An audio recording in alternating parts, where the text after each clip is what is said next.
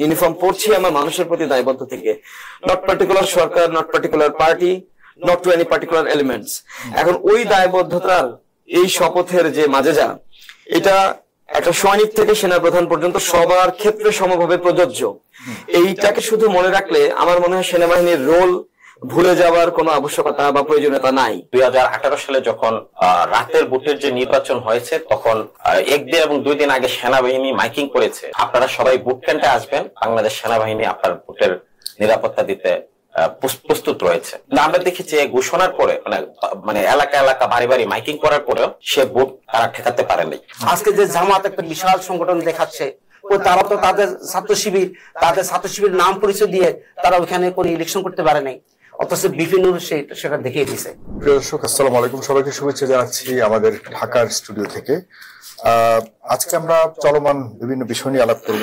বিশেষ করে আজকে যতটুকু জানেন যে প্রধান বিচারপতির সাথে সেনাপ্রধানের সাক্ষাৎ হয়েছে, পাশাপাশি আমরা চট্টগ্রাম বিশ্ববিদ্যালয়ের সাথে পার্শ্ববর্তী গ্রাম জোবরা গ্রামের মানুষের সাথে ভয়ঙ্কর সংঘর্ষ হয়েছে। এ নিয়ে আসলে রাজনৈতিক এবং আঞ্চলিক এবং সদ্য পতিত যে সরকার, আওয়ামী লীগ সরকারের কোনো ধরনের সংশ্লিষ্টতা রয়েছে কিনা, আওয়ামী লীগ সরকারের যারা পালিয়ে আছে বর্তমানে তাদের কোনো ধরনের সংশ্লিষ্টতা আছে কিনা, এ নিয়েও প্রশ্ন উঠছে। অন্যদিকে আমরা রাজশাহী বিশ্ববিদ্যালয়ের একই কাণ্ড দেখতে পাচ্ছি, সেখানেও কয়েক পক্ষ মুখোমুখি সাংঘর্ষিক একটা পরিস্থিতিতে লিপ্ত হয়েছে। আসলে রাজনীতিতে এখন বর্তমানে যে অনৈক্য আমরা দেখতে পাচ্ছি, এটি কি বড় কারণ কিনা, এবং এই অনৈক্য যদি থাকে তাহলে সামনে রাজনীতি কি ধরনের চ্যালেঞ্জ আসতে পারে, এই বিষয়গুলো নিয়ে আমরা মোটামুটি আজকের এই আলোচনায় আমরা তুলে আনবার চেষ্টা করব। প্রিয় দর্শক, আমাদের আজকের বিষয়গুলো নিয়ে কথা বলবো তিনজন সম্মানিত অতিথি রয়েছেন। জনাব ইমরান কাজল রয়েছেন, তিনি সাবেক সেনা কর্মকর্তা আছেন। তিনি আছেন জনাব সৈয়দ মোহাম্মদ ইব্রাহিম রওনক রয়েছেন, তিনি সহসভাপতি গণ অধিকার পরিষদ, এবং সর্বপ্রথম রয়েছেন জনাব মোহাম্মদ আতাউল্লাহ, তিনি যুগ্ম সদস্য সচিব এনসিপি। আপনাদের তিনজনকে অনেক ধন্যবাদ জানাচ্ছি। আমি শুরু করতে চাই জনাব ইমরান কাজল, সাবেক সেনা কর্মকর্তা, আপনাকে দিয়ে শুরু করতে চাই। সেনাবাহিনীর উপর অনেকটাই বর্তমান আইন শৃঙ্খলার পরিস্থিতি নির্ভর করে চলছে সারা বাংলাদেশ। আমরা যতটুকু আপনি জানেন যে সেনাবাহিনীর উপস্থিতি এবং তাদের সরাসরি আক্রমণের শিকার হয়েছেন সাবেক ভিপি নুরুল হক নূর, গণ অধিকারের সভাপতি। এ নিয়ে বেশ তোলপাড় চলছে এখনো পর্যন্ত বাংলাদেশে। তো এটির ঘিরে মোটামুটি সেনাবাহিনীর দায়ও এখানে আমরা দেখতে পাচ্ছি। সেনাবাহিনীর আসলে এই পরিস্থিতিতে এমন একটা ভূমিকা অবতীর্ণ হওয়ার পেছনের কারণ যদি আপনি বলেন, পাশাপাশি অনৈক্য আমরা দেখতে পাচ্ছি রাজনীতিতে, এবং যার সূত্র ধরে কিন্তু বিভিন্ন জায়গাতে ভাগ বিভক্ত হয়ে যাওয়াতে কিন্তু কোনো না কোনো ঘটনা ঘটছে, এবং এর পেছনে অন্যান্য শক্তিও ঢুকে যাবার একটা পরিস্থিতি তৈরি হয়েছে। আপনার মতামত জানতে চাই, কিভাবে দেখেন আপনি? থ্যাংক ইউ সাগর ভাই। আপনার মাধ্যমে ফেস দ্য পিপল অনুষ্ঠানের মাধ্যমে এবং অনুষ্ঠানে সম্পৃক্ত সবার মাধ্যমেই দর্শক শ্রোতাদের সালাম জানাচ্ছি, আসসালামু আলাইকুম। আপনাকে ধন্যবাদ আজকে এই অনুষ্ঠানে আমাকে আমন্ত্রণ জানাবার জন্য। আপনার প্রশ্নের দুটা অংশ, একটা হচ্ছে সেনাবাহিনীর প্রেজেন্ট ভূমিকা, স্পেসিফিক্যালি নূরের উপর হামলা নিয়ে, আর একটা একটু বিগার অনৈক্য নিয়ে। প্রথমটাতে আসি যে আমি সোসাইটির একটা অংশ হিসেবে এবং একজন সাবেক সেনা কর্মকর্তা হিসেবে নূরের উপর হামলাটাকে কিভাবে দেখছি। আমি প্রথমত মনে করছি যে এটা রাজনৈতিক ভাবেও যেমন একটা ব্যাড এক্সাম্পল, তেমনি একটা মানুষের বাক স্বাধীনতা প্লাস গণতান্ত্রিকতার উপরেও একটা প্রশ্ন তোলে। সেনাবাহিনী মেরেছে না পুলিশ মেরেছে, নাকি সেনাবাহিনী পুলিশের সাথে মিশে গিয়ে অন্য কেউ মেরেছে, প্রশ্ন সেখানে না। প্রশ্ন হচ্ছে নূর কি করছিলেন যার প্রেক্ষিতে তাকে মেরে ওখান থেকে বিদায় করা লাগলো, এটা ক্যাশ করলো কারা, নির্দেশদাতা কারা, আর এটাতে কার কি লাভ হলো, সোসাইটি কি মেসেজ পেল, এটা ইম্পর্টেন্ট। আমরা যদি এই অ্যাঙ্গেলে এক্সপ্লোর করি তাহলে ঘটনার সিকোয়েন্স যেভাবে হয়েছে, যে নূর ও তার দলীয় কর্মীরা ওখানে দাঁড়িয়েছিল জাতীয় পার্টির অফিসের সামনে, এবং ওখানে আমরা ভিডিও ফুটেজে যেগুলো সোশ্যাল মিডিয়াতে এসছে সেগুলোর মাধ্যমে দেখলাম যে অতর্কিতভাবে ওখানে সেনাবাহিনীর কিছু সদস্য এবং পুলিশ প্লাস সিভিল ড্রেসে বেশ কয়েকজন মানুষ নূর ও তার দলের কর্মীদের উপরে হামলা চালালো। তো এখন আমি যদি জাতীয় পার্টির কথা বলি, এটা আমার একজন সাধারণ মানুষ হিসেবে জাতীয় পার্টির যিনি প্রতিনিধিত্ব করছিলেন মিস্টার জি এম কাদের, বেশি দিন হয়নি উনি একটা মন্তব্য করেছিলেন যে ভারত থেকে যা শুনে এসেছি বা যা কথা হয়েছে ওটা ভারতের অনুমতি ব্যতীত বলা যাবে না। এখন আমরা যখন রাজনীতি, রাষ্ট্রনীতি, সমাজ এই সমস্ত বড় বড় বিষয় নিয়ে কথা বলি, তখন আমরা ভাবি যে আমাদের নেতা কে হবে, নেতা হিসেবে আমরা কাকে চাই, রাষ্ট্র নেতৃত্ব দেবে কে। আমরা কি এরকম একটা নেতৃত্ব চাইবো যে আরেকজনের অনুকম্পায় বা আরেকজনের অনুমতি সাপেক্ষে একটা বিষয় ন্যাশনাল মিডিয়াতে বলবেন? তো এরকম মানে মেরুদণ্ডহীন, মেরুদণ্ড বাঁকা কোন লিডারশিপ তো আমরা জাতীয়ভাবে চাইবো না, পৃথিবীর কোন রাষ্ট্রই চাইবে না। তো এরকম একটা নেতৃত্বে থাকা একটা দল, সেই দলটা জানা মতে বা সবার এখন সর্বজন স্বীকৃত মতেই বলবো যে বিগত ফ্যাসিস্ট সরকারের দোসর হিসেবে প্রতিষ্ঠিত হয়েছিল, তাদের কার্যালয়ের সামনে ওভাবে দাঁড়ানোতে কার স্বার্থে কতটা ব্যাঘাত ঘটলো, কার নির্দেশে নূরদের উপরে এরকম হামলা চালানো হলো, এই জায়গাটায় ফোকাস করা দরকার। তাই একটা ঘটনা ঘটলে আমরা একটা মুখস্থ কথা শুনে ফেলি যে এটার তদন্ত সাপেক্ষে উপযুক্ত শাস্তি নিশ্চিত ও বিচার করা প্রয়োজন। হু উইল ডু দিস তদন্ত? তদন্তে কে করবে, কার বিরুদ্ধে করবে, তদন্ত রিপোর্টের কতটুকু আমরা জানতে পারবো, কতটুকু অন্তরালে থাকবে, এই বিষয়গুলো জেনে বুঝে আমরা পরবর্তী কি মেসেজ নিব বা দিব, এই বিষয়গুলো না একটা জায়গায় হারিয়ে যায়। তো এই জন্য আমার কাছে মনে হয় যে সেনাবাহিনী নিজেও কি বুঝতে পারে না যে আমি সেনাবাহিনী বলতে আমি আমার একটা শপথ দিয়ে সেনাবাহিনীকে ডিফাইন করি। সেনাবাহিনীর কোনো ব্র্যান্ড অ্যাম্বাসেডর হিসেবে বা সেনাবাহিনীকে অ্যাডভোকেসি করতে আমি এখানে আসি নাই। বিং অ্যান এক্স সোলজার, আমি সেনাবাহিনীকে ইস্ট বেঙ্গল রেজিমেন্টের অফিসার হিসেবে আমি মনে করি 71 থেকে আজকে 2025 পর্যন্ত সেনাবাহিনী যা করেছে করেনি তা সর্বজন বিদিত। এটা নিয়ে আলাদা করে ব্র্যান্ডিং এর কিছু নাই। We all know East Bengal Regiment থেকে সেনাবাহিনীর জন্ম, সেনাবাহিনী দেশ কিভাবে সামলেছে, বিভিন্ন পরিস্থিতি মোকাবেলা করেছে, দেশ গঠনে কাজ করেছে, এগুলো আমার নতুন করে বলবার কিছু নাই, এগুলো চর্বিত সর্বণ। তবে আমি আমার যে শপথটা জানি, আমার শপথের প্রথম লাইন, আমি এটা প্রায়শই বলি বিভিন্ন জায়গায়, খুবই ইম্পর্টেন্ট, আমি এটা ফিল করি বলেই আমি সব জায়গায় বলি। আমার শপথের প্রথম বাক্য ছিল, 3টা বাক্য আমার শপথের। প্রথম বাক্যটা হচ্ছে, আমি সর্বশক্তিমান আল্লাহর নামে সশ্রদ্ধ চিত্তে শপথ করিতেছি যে আমি গণপ্রজাতন্ত্রী বাংলাদেশ, বাংলাদেশের সংবিধান ও রাষ্ট্রপতির প্রতি অকৃত্রিম বিশ্বস্ততা ও আনুগত্য পোষণ করিব। গণপ্রজাতন্ত্রী বাংলাদেশ আমার রাষ্ট্র, প্রথম মানুষ, ভূমি, সরকার, সার্বভৌমত্ব, 4টা উপাদান নিয়ে আমার রাষ্ট্র। তা আমি প্রথম দায়বদ্ধ হচ্ছে আল্লাহর নাম নিয়ে আমার মানুষের প্রতি, ইউনিফর্ম পড়ছি আমার মানুষের প্রতি দায়বদ্ধ থেকে, not particular Sarkar, not particular party, not to any particular elements.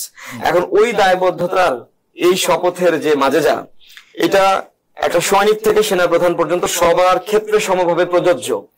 এইটাকে শুধু মনে রাখলে আমার মনে হয় সেনাবাহিনীর রোল ভুলে যাওয়ার কোনো আবশ্যকতা বা প্রয়োজনীয়তা নাই। আমি যে কাজটা করছি ওই কাজটাকে আমার দেশকে, আমার মানুষকে সুফল এনে দিচ্ছে, নাকি আমার ইউনিফর্মকে প্রশ্নবিদ্ধ করছে? প্রত্যেকটা সেনা সদস্য যদি এইভাবে চিন্তা করে তার কাজগুলো করে যে আমার কাজটা, আমার ভূমিকা আমার জাতিকে উপকৃত করছে কিনা, সমাজ আমার থেকে গুড মেসেজ পাচ্ছে কিনা, তাহলে আমার মনে হয় এ ধরনের বিতর্কিত প্রশ্ন আর আসবারই অবকাশ তৈরি হবে না। তো আমি আমার জায়গা থেকে বারবারই বলবো, আমি আমার প্রেডিসেসর এবং আমার যারা জুনিয়র আছে তাদের জন্য আমার একটাই মেসেজ, যে ওয়ার্ক ফর দ্য পিপল। যাদের জন্য তোমরা আল্লাহর নামে শপথ নিয়েছো, যাদের জন্য আমার প্রেডিসেসররা আল্লাহর নামে শপথ নিয়েছিলেন, ওই শপথ মনে রেখে কাজ করলে এই ধরনের প্রশ্নগুলো আসবে না। আরবি তো কোনো এলিয়েন না যে মঙ্গল গ্রহ থেকে এসছে, এটা নিয়ে আলাদা কোনো এন্টিটি, এটা নিয়ে আলোচনা। আমি is a part of this society, এই সমাজ থেকেই এসছে, আমারই ভাই, আপনারই চাচা, তারই দুলা ভাই, কারো শালা। তো এইভাবে করেই আর্মিটা, এদেরই আবার ক্যান্টনমেন্টের বাইরে তাদের পরিবারগুলো থাকে, গ্রামে থাকে, শহরে থাকে, বিভিন্ন জায়গায় থাকে, স্কুল কলেজে পড়ে। না সেসব ঠিক আছে, কিন্তু আর্মির মাঝে মধ্যে যে আর্মির যে ভূমিকা নেবার কথা ছিল সেই ভূমিকা নিতে আসলে ব্যর্থতার পরিচয় দিচ্ছে মাঝে মধ্যে, এমনটা মনে হচ্ছে। পাশাপাশি মানুষ পারসেপশন তো রয়েছে যে বিগত যারা পতিত সরকারের অপরাধী যারা রয়েছে তাদেরকে আর্মি দেখা যাচ্ছে বিভিন্ন প্রশ্রয় দিয়ে বিভিন্ন সুযোগ সুবিধা দিয়েছে, যে কারণে এখন দেখা যাচ্ছে যে জুলাই পরবর্তীতে আমরা যেই পরিস্থিতি চেয়েছিলাম সেটি করতে পারছি না, আর্মিও ব্যর্থ হচ্ছে এগুলোকে নিয়ন্ত্রণ করতে। পাশাপাশি আজকে জনাব তারেক রহমান একটা কথা বলেছেন যে অশুভ শক্তি শক্তির অদৃশ্য শক্তির তৎপরতা দৃশ্যমান হচ্ছে, অনেকেই মনে করছে যে আর্মির আড়ালে আসলে অন্য কোনো কিছু করতে যাচ্ছে কিনা। আপনার কাছে কি মনে হয়? এটা ছোট্ট করে জবাব দিয়ে অন্য একটা প্রশ্ন রয়েছে। থ্যাংক ইউ, সুন্দর একটা প্রশ্ন। এটাতেও দুইটা অংশ আছে। আর্মির বিভিন্ন সময় নেওয়া, আর্মি বলবো না, আমি এটাকে খুব জেনারেলাইজ করি না, সাধারণীকরণের বিরুদ্ধে আমি সবসময়। I love my uniform, I am still proud of being an army officer or a part of the uniform. তো আর্মি না বলে আমি বরং বলবো কিছু ওয়েস্টেড কর্নার যারা এখনো লাস্ট রিজিমের এজেন্ডা বাস্তবায়ন করছে অন্য সুরতে, তাদের কারণে আর্মিটা এভাবে বিতর্কিত হচ্ছে। সাধারণ একটা সোলজার তো আমিও কমান্ড করে এসেছি, একটা সোলজার তার কমান্ডারের আদেশে কত এক্সটেন্ড পর্যন্ত যেতে পারে, আই হ্যাভ দ্যাট এস্টিমেশন। তো আমি মনে করি না এটা এন্টার আর্মির চাওয়া, বা যেভাবে ডিসপ্লেটা হচ্ছে আর্মিকে আমরা যেভাবে দেখছি থ্রু দি সোশ্যাল মিডিয়া, এটা এন্টার আর্মির ভাবমূর্তিটা না। এটা ওই পার্টিকুলার লট যারা স্টিল আগের রেজিমের ব্যান্ড বাজাচ্ছে, আগের রেজিমের সুরে মানে ওরকম একটা অবয়ব পরিবেশ তৈরি করবার চেষ্টা করছে, এবং ওভারঅল এন্টার আর্মিকে বিতর্কিত একটা মঞ্চের দিকে ঠেলে দিচ্ছে। তো এখানে আমি বলে শেষ করব এই অংশটুকু, যে এটা আমি মনে করি না যে এন্টার আর্মির দোষ। এখানে একটা সার্টেন কর্নার যারা এখনো রয়ে গেছে, আর্মির দায়িত্ব আছে এদেরকে আইডেন্টিফাই করা, একটা অ্যাডমিনিস্ট্রেটিভ অ্যাকশনের আওতায় আনা, এদের উপযুক্ত শাস্তির ব্যবস্থা করা, এবং দেশকে একটা উপযুক্ত মেসেজ দেওয়া। উই হ্যাভ গ্লোবাল এক্সাম্পলস, এমন না যেটা ইউনিক কিছু আমি সাজেস্ট করছি। সো এই ব্যাপারে এইটুকু বলে আমি থামলাম। যেমন তারেক রহমান যে মেসেজটা দিয়েছেন, অশুভ শক্তি, আমাদের দেশটা কোথায়, আমরা কার দ্বারা বেষ্টিত, তিন দিক দিয়ে আমাদের হিল ট্র্যাক্টসটা কোথায়। আমাদের ছেলেপেলেরা কিন্তু সার্বভৌমত্ব রিলেটেড ব্যাপারগুলো নিয়ে খুব একটা কথা বলে না। আমরা ম্যাক্সিমাম সোসাইটির ছোট ছোট ছোট ছোট প্রবলেমে এঙ্গেজ। আমার বঙ্গোপসাগরে কি হচ্ছে, আমার সুন্দরবনের রামপালে কি হচ্ছে, আমার দক্ষিণ তালপট্টি কি হলো, আমার ওই ইন্ডিয়া হিল ট্র্যাক্স, মানে আমার প্রতিবেশী যে দেশগুলো আছে হিল ট্র্যাক্সে তাদের কি প্রভাব, কেন, এই বিষয়গুলো নিয়ে আলোচনা, ব্রেনস্টর্মিং সেশন খুব কমই হচ্ছে। এগুলো আমাদের পাঠ্যপুস্তকেও সেভাবে ইনক্লুডেড নাই। তো যার জন্য এই অশুভ শক্তি বা হোস্টাইল ইন্টেলিজেন্স এজেন্সি টাইপের টার্ম দিয়ে ডিফাইন করে একটা পর্যায় পর্যন্ত, ওটা ওই যে পররাষ্ট্রনীতির আলোচ্য সূচি হিসেবে ওই পর্যন্ত থেমে যায়। এটা আমাদের তৃণমূল পর্যায়ে সোসাইটিতে ওয়াইড স্প্রেড হয় না। আমি একটু সহজ করে বলি, অশুভ শক্তি থাকবে না কেন?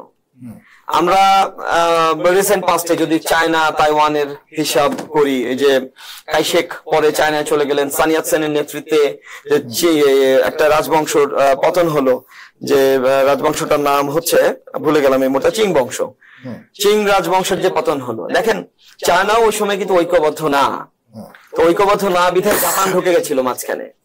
তো সবসময় এটা থাকবে পৃথিবীতে, আমরা যে নামেই টার্ম করি না কেন, অশুভ শক্তি বলি, পার্শ্ববর্তী দেশ বলি, যাই বলি না কেন, ইট হ্যাপেন্স এভরি টাইম। যে আমি যখনই একমত ঐক্যমত থাকবো না, থার্ড পার্টির আবির্ভাব হবে। তো আমার দেশেও আজকে দেখতে পাচ্ছি, সেটা পলিটিক্যাল আসপেক্টে হোক, সোসাইটির অন্য আসপেক্টে হোক, যখনই একটা অস্থিতিশীল পরিবেশ তৈরি হবে এবং এখানে আরো নিয়ামক ঢালা হবে, কোন না কোন দেশ, কোন না কোন রাষ্ট্র এখানে তার এজেন্ডা চাপিয়ে দেওয়ার চেষ্টা করবে এবং সোসাইটি অস্থিতিশীল হবে। এই অশুভ শক্তিটা আসলে ওটাই, it is us, we have to understand. একটু থেমে এই সেন্সিটিভিটিটাকে আবার জাগ্রত করতে হবে। We have responsibility toward this society. আর একটা ছোট্ট কথা বলি, যে আমরা সবাই রবিনহুড হতে পছন্দ করি, সবাই সোসাইটির ভালো চাই। এখন আমি কিভাবে ভালো চাচ্ছি, মিস্টার আতাউল্লাহ কিভাবে ভালো চাচ্ছেন, মিস্টার ইব্রাহিম কিভাবে ভালো চাচ্ছেন, এটা ডিপেন্ড করে তারা কিভাবে দেখছেন বিষয়গুলো। আমার ভালো চাওয়ার চেয়ে ইম্পর্টেন্ট হচ্ছে রাষ্ট্রের যে রেগুলেটরি বডি গুলো আছে, যারা এই সমাজের আইন শৃঙ্খলা অন্যান্য বিষয়গুলো কন্ট্রোল করেন, তাদের ভালো চাওয়াটা ইম্পর্টেন্ট। আমি ভালো চাচ্ছি তো আমি একজনকে লুটে নিয়ে আমি খাওয়াচ্ছি এলাকার 10টা গরিব মানুষকে, আমার গরিব মানুষকে খাওয়ানোটা ভালো কাজ, কিন্তু the way I am doing things ওটা তো ভালো হলো না। ওই যে লুটটা কাউকে না কাউকে এফেক্টেড করছে, তাই না? তো আমার এই ভালো চাওয়াটা অ্যাকচুয়ালি সোসাইটিকে ওই গুড মেসেজ দিচ্ছে না। ভালো চাইতে হবে রেগুলেটিং বডি গুলাকে। জি, থ্যাংক ইউ। আপনাকে অনেক ধন্যবাদ। তারা আতাউল্লাহ, আপনার কাছে তো বিশেষ করে যে অনেকের একটি বড় পরিস্থিতি আমরা চতুর্দিকে দেখতে পাচ্ছি, যে কারণে আসলে পুরো একটা অস্থিতিশীল পরিস্থিতি মানে বিরাজমান বর্তমানে। আপনি জানেন যে ভালো করে চট্টগ্রাম বিশ্ববিদ্যালয়ে, রাজশাহী বিশ্ববিদ্যালয়ে আজকে আমরা দেখতে পাচ্ছি, সেখানে তারা যে ওই সময়ে যে সাহায্য সহযোগিতা চেয়েছে বিভিন্ন আইন শৃঙ্খলা রক্ষাকারী বাহিনীদের পক্ষ থেকে, সেটি সম্ভবত পাওয়া যায়নি।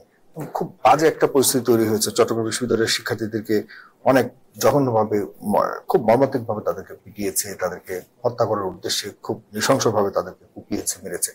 তো এই যে পরিস্থিতি ঘোলাটে হচ্ছে দিনকে দিন, যার এর আগের দিন নুরের উপর হামলা, প্রতিদিন মোটামুটি একটা খারাপ পরিস্থিতির দিকে যাচ্ছে। এর পেছনের কারণ কি আসলে জাতীয় অনৈক্য?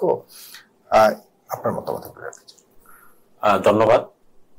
প্রথমত আমরা এখানে আমি যেটা বলতে চাই, আমরা যখন জুলাই গণঅভ্যুত্থানে আমরা যারা সামনে থেকে নেতৃত্ব দিয়েছি, আমরা দেখেছি আমরা যখন রাজপথে অবস্থান করছি তখন ঠিক সময়ে বাংলাদেশের যে রাজনৈতিক দলগুলা ছিল তারা ক্যান্টনমেন্টে এবং বঙ্গভবনে তারা চলে গিয়েছে এবং তারা ছাত্রদেরকে কোনো রকম জিজ্ঞাসাবাদ ছাড়াই, কোন রকম পরামর্শ ছাড়াই তারা নিজেরাই একটা সরকার গঠন করার পায়তারা করেছে।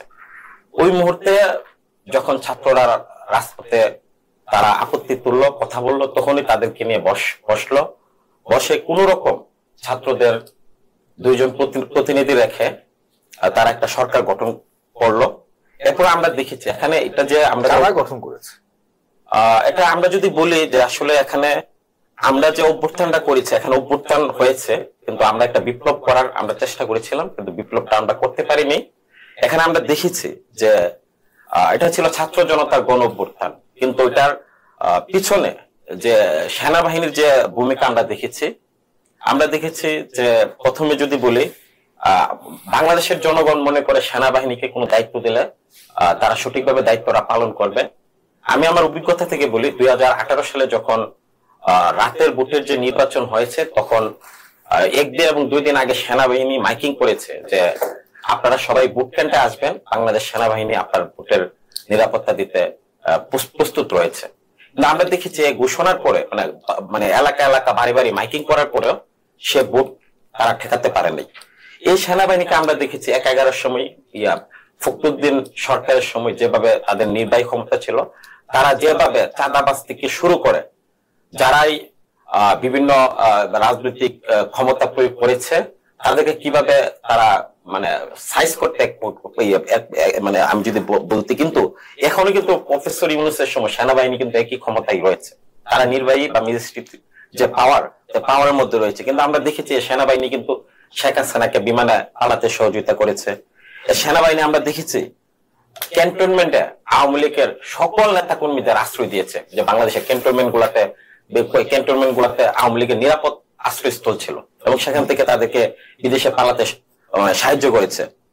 এবং আমরা দেখেছি সেনাবাহিনী যখন আয়নাগরে ভিজিট করতে যাবে প্রফেসর ডক্টর ইউনূস, তাকে যেতে দেয় নাই।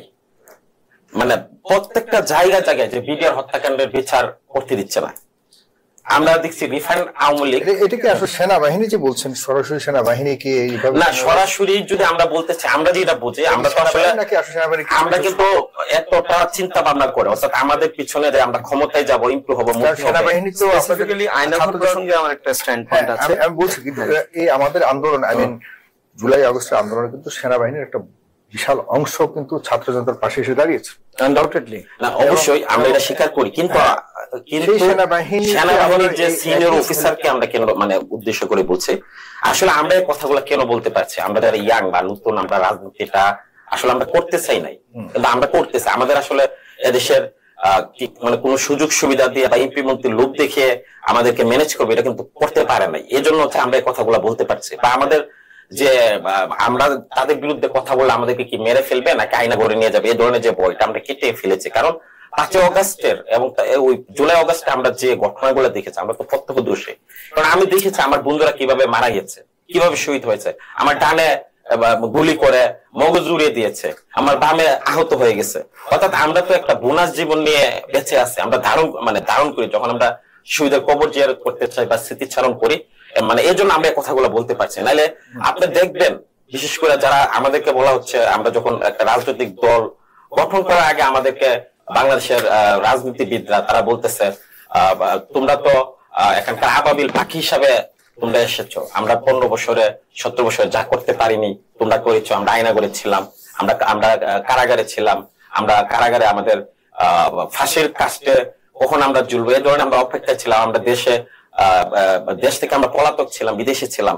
তো তারা যখন দেখলো যে আমরা রাজনৈতিক দল গঠন করছি এবং আমরা দেখেছি স্পষ্ট যে আসলে এই যে আমি যদি বলি যে আমাদের যে গঠন, আমাদের সহযোদ্ধা ডাকসুর বিপি গণ অধিকার পরিষদের সভাপতি নুরুল হক নূরকে 15 থেকে 20 মিনিট আগে, আমি আজকে আমার সাবেক সহযোদ্ধা নুরুল হক নূরের সাথে আমি দেখা করে এসেছি, সে আমাকে দেখে বিস্তারিত ঘটনা বলছে ব্রিগেডিয়ার জেনারেল শামস নূরকে ফোন দিয়েছে, ফোন দিয়ে সে বলেছে যে তোমাকে জাতীয় পার্টির পিছনে কেন মানে লেগেছো, তুমি জাতীয় পার্টি নিষিদ্ধ কেন করতে হবে, তুমি থাকো, তুমি তোমার রাজনীতি করো, মানে মানে তাকে মানে স্পষ্ট ভাবে সে নিষেধাজ্ঞা দিয়েছে, তুমি এটা নিয়ে কোনো কথা বলবে না। এবং আমাদেরকে বলা হচ্ছে যে এখানে আমরা যে অভ্যুত্থান করেছি, যে বিপ্লব করেছি, কোন জায়গায় যদি যেখানে জেনারেল শিক্ষার্থীরা বা ছাত্র বা সাধারণ মানুষ যখন কথা বলে বা একসাথে জড়ো হয়, তখন এটাকে একটা মব বানিয়ে তারা মানে দমন নিপীড়ন করার চেষ্টা করছে। এখানে তো গণ অধিকার পরিষদের স্পষ্ট এটা একটি রাজনৈতিক দল, তারা তাদের কার্যালয়ের সামনে সংবাদ সম্মেলন করতেছিল, ওই মুহূর্তে যে যৌথ বাহিনীর নামে সেনাবাহিনী এবং পুলিশ যেভাবে হামলা করেছে এবং তারা আমাদেরকে বুঝিয়ে দেওয়ার চেষ্টা করছে, দেখো একটা দলের নুরুল হক নূরের ত্যাগ তো অনেক বেশি, সে যে সাহসী, আমরা তো দেখেছি তাকে কাছ থেকে, তাকে যেভাবে মেরেছে, যে কায়দায় মেরেছে, তারা আমাদের মনে অনেকটা আতঙ্ক বা এরকম ভয় দেখাচ্ছে যে আমরা যাতে আমাদের কণ্ঠ বা আমরা যাতে কথাবার্তা না বলি বা আমরা যাতে তাদের কথাবার্তা শুনে, তো আমাদেরকে বারবার ইঙ্গিত দিচ্ছে। তো আমরা চাই যে আমাদের রাজনীতিবিদরা তারা হচ্ছে কখনো চাই না যে, বিশেষ করে এখানে আমাদেরকে বলা হচ্ছে যে আমরা কিংস পার্টি, আমরা স্পষ্ট দেখেছি বাংলাদেশের সেনাবাহিনী ক্ষমতায় থাকা অবস্থায় যে বিএনপি প্রতিষ্ঠা লাভ করছে, জিয়াউর রহমান সেনাপ্রধান ছিলেন, তিনি একদিকে ক্ষমতায় ছিলেন, একদিকে টাকা এবং একদিকে অস্ত্র, সেনাবাহিনীর যে ফোর্স এগুলা ব্যবহার করে সে রাজনৈতিক দল প্রতিষ্ঠা করছে, জেনারেল এরশাদ সেম ভাবে রাজনৈতিক দল প্রতিষ্ঠা করছে, এবং তারা দেখলাম না যে কখনো সেনাবাহিনীর বিপক্ষে কথা বলতে। আমরা বলছি যে সেনাবাহিনীর বিপক্ষে না, দেখা যাচ্ছে সেনাবাহিনী এখানে যে রাজনীতির নিয়ন্ত্রণ করে, এটা তো সত্য যে আমাদের ঐতিহাসিকভাবে যত সংকট জাতীয়ভাবে এসেছিল সেনাবাহিনী কিন্তু জনতার পাশে এসে দাঁড়িয়েছে, এটাও তো পাশাপাশি সত্য। কিন্তু এখানে আমরা বলতেছি যে এখানে সেনাবাহিনীর যে অফিসার পর্যায়ে যারা তাদের বিপক্ষে বরং এই সরকারের প্রধান থেকে শুরু করে এই সরকারকে তো সাধারণ জনগণ মনে করে যে আপনারা বসিয়েছেন, মানে যারা ছাত্র জনতা, ছাত্র পক্ষ থেকে যারা তৎকালীন সময় নেতৃত্ব দিয়েছে, তাদের একটা বড় ধরনের সমর্থন ছিল, এবং এই বর্তমান সরকারের পুরো অবয়বটা কিভাবে কি হবে না হবে, কারা উপদেষ্টা হবে, সবকিছু তৈরি করা হয়েছে ছাত্রদের সাথে কথাবার্তা বলে, আলোচনা করে করা হয়েছে। এখানে ছাত্রদের সাথে আলোচনা করা হয়েছে, এবং এখানে তো যারা সেনাবাহিনীর যারা ছিল দায়িত্বে, মানে শেখ হাসিনা আমলে যিনি সেনা প্রধান ছিলেন, বর্তমানে আছেন, তারও তো একটা ভূমিকা আছে, তারও তো পরামর্শ ছিল, সেও তো এখানে কারো উপদেষ্টা হবে, কিন্তু তখন সে নির্ধারণ করে দিয়েছে। তখন তো আপনারা সহকারী সেনাপ্রধান সহকারী তো আলাপ সেনাপ্রধান ছিল কিনা সেখানে আমি জানি না, কিন্তু আপনারা যে ছিলেন সেটা তার একজন উপদেষ্টার মুখ থেকে আমরা স্পষ্টভাবে শুনেছি। আপনাদের প্রতিনিধিরা এখানে সেনাবাহিনীর যে ভূমিকাটা ছিল যে তারা চাইলে শেখ হাসিনার নির্দেশে যে গুলি করার যে নির্দেশনা ছিল তারা গুলি করে নাই, এজন্য যারা আমাদের সেনা বাহিনীর সাধারণ যারা সৈনিকরা তাদের প্রতি তো জনগণ কৃতজ্ঞ, কিন্তু এখানে তো দেখাচ্ছে যে এখানে মেকানিজমটা কারা করতেছে, তাদের পিছনে কারা আছে। দেখা যাচ্ছে যে এখানে জাতীয় পার্টির পিছনে দেখা যাচ্ছে যে আওয়ামী লীগ আছে, তাদের পিছনে ভারত আছে। তো বিষয়টা হচ্ছে এখানে দেখা যাচ্ছে এখন জাতীয় পার্টি কেন নিষিদ্ধ হবে না, কারণ আওয়ামী লীগকে টিকে রাখার জন্য সবগুলা নির্বাচন সবগুলা জায়গায় কোন জায়গায় তো দেখি নাই যে শক্ত ভালো ভূমিকা পালন করতে। তো আমরা তো এখন বর্তমানে জাতীয় পার্টির তো কোন একটা জেলায় আপনি দেখবেন না যে তাদের 10 জন নেতা কর্মী আছে। তো এখন তো এটা কোনো প্রাসঙ্গিক হওয়ার কথা ছিল না, কিন্তু দেখা যাচ্ছে যে নুরুল হক নূর সহ বা অন্যান্য যারা দল, যারা আওয়ামী লীগ এবং তাদের লেসপেন্সার বা তাদের যে দূষর আছে তাদের বিপক্ষে যখন আমরা কথা বলি, তখন দেখলাম যে না, মানে কোনো না কোনো একটা পক্ষ আমাদের বিপক্ষে অবস্থান করতেছে এবং তারা থ্রেট দিচ্ছে নিয়মিত যে এটা করা যাবে না। অর্থাৎ এখন এখানে যদি আমরা বলি, এখানে বাংলাদেশ জাতীয়তাবাদী দল বিএনপির কিন্তু এখানে দেখাচ্ছে যে বড় ধরনের তাদের একটা সাপোর্টিভ ভূমিকা রয়েছে। দেখাচ্ছে যে আমরা যদি বলি যে আমরা রাষ্ট্রপতির অপসারণ চেয়েছি, তারা করতে দেয় নেই, আমরা নতুন সংবিধান চেয়েছি, তারা করতে দেয় নেই, আওয়ামী লীগ নিষিদ্ধে তারা বাধা হয়ে দাঁড়িয়েছে। তারা চাচ্ছে যে তাদেরই মতো যারা সহজেই ফিসিবাদ মানে ফিসিবাদী আচরণ করে বা ক্ষমতায় গেলে যারা এরকম স্বৈরাচার দমন নিপীড়ন করতে পারে, এই ধরনের কাঠামোতে রেখে তারা আসলে রাজনীতিটা করতে চাই।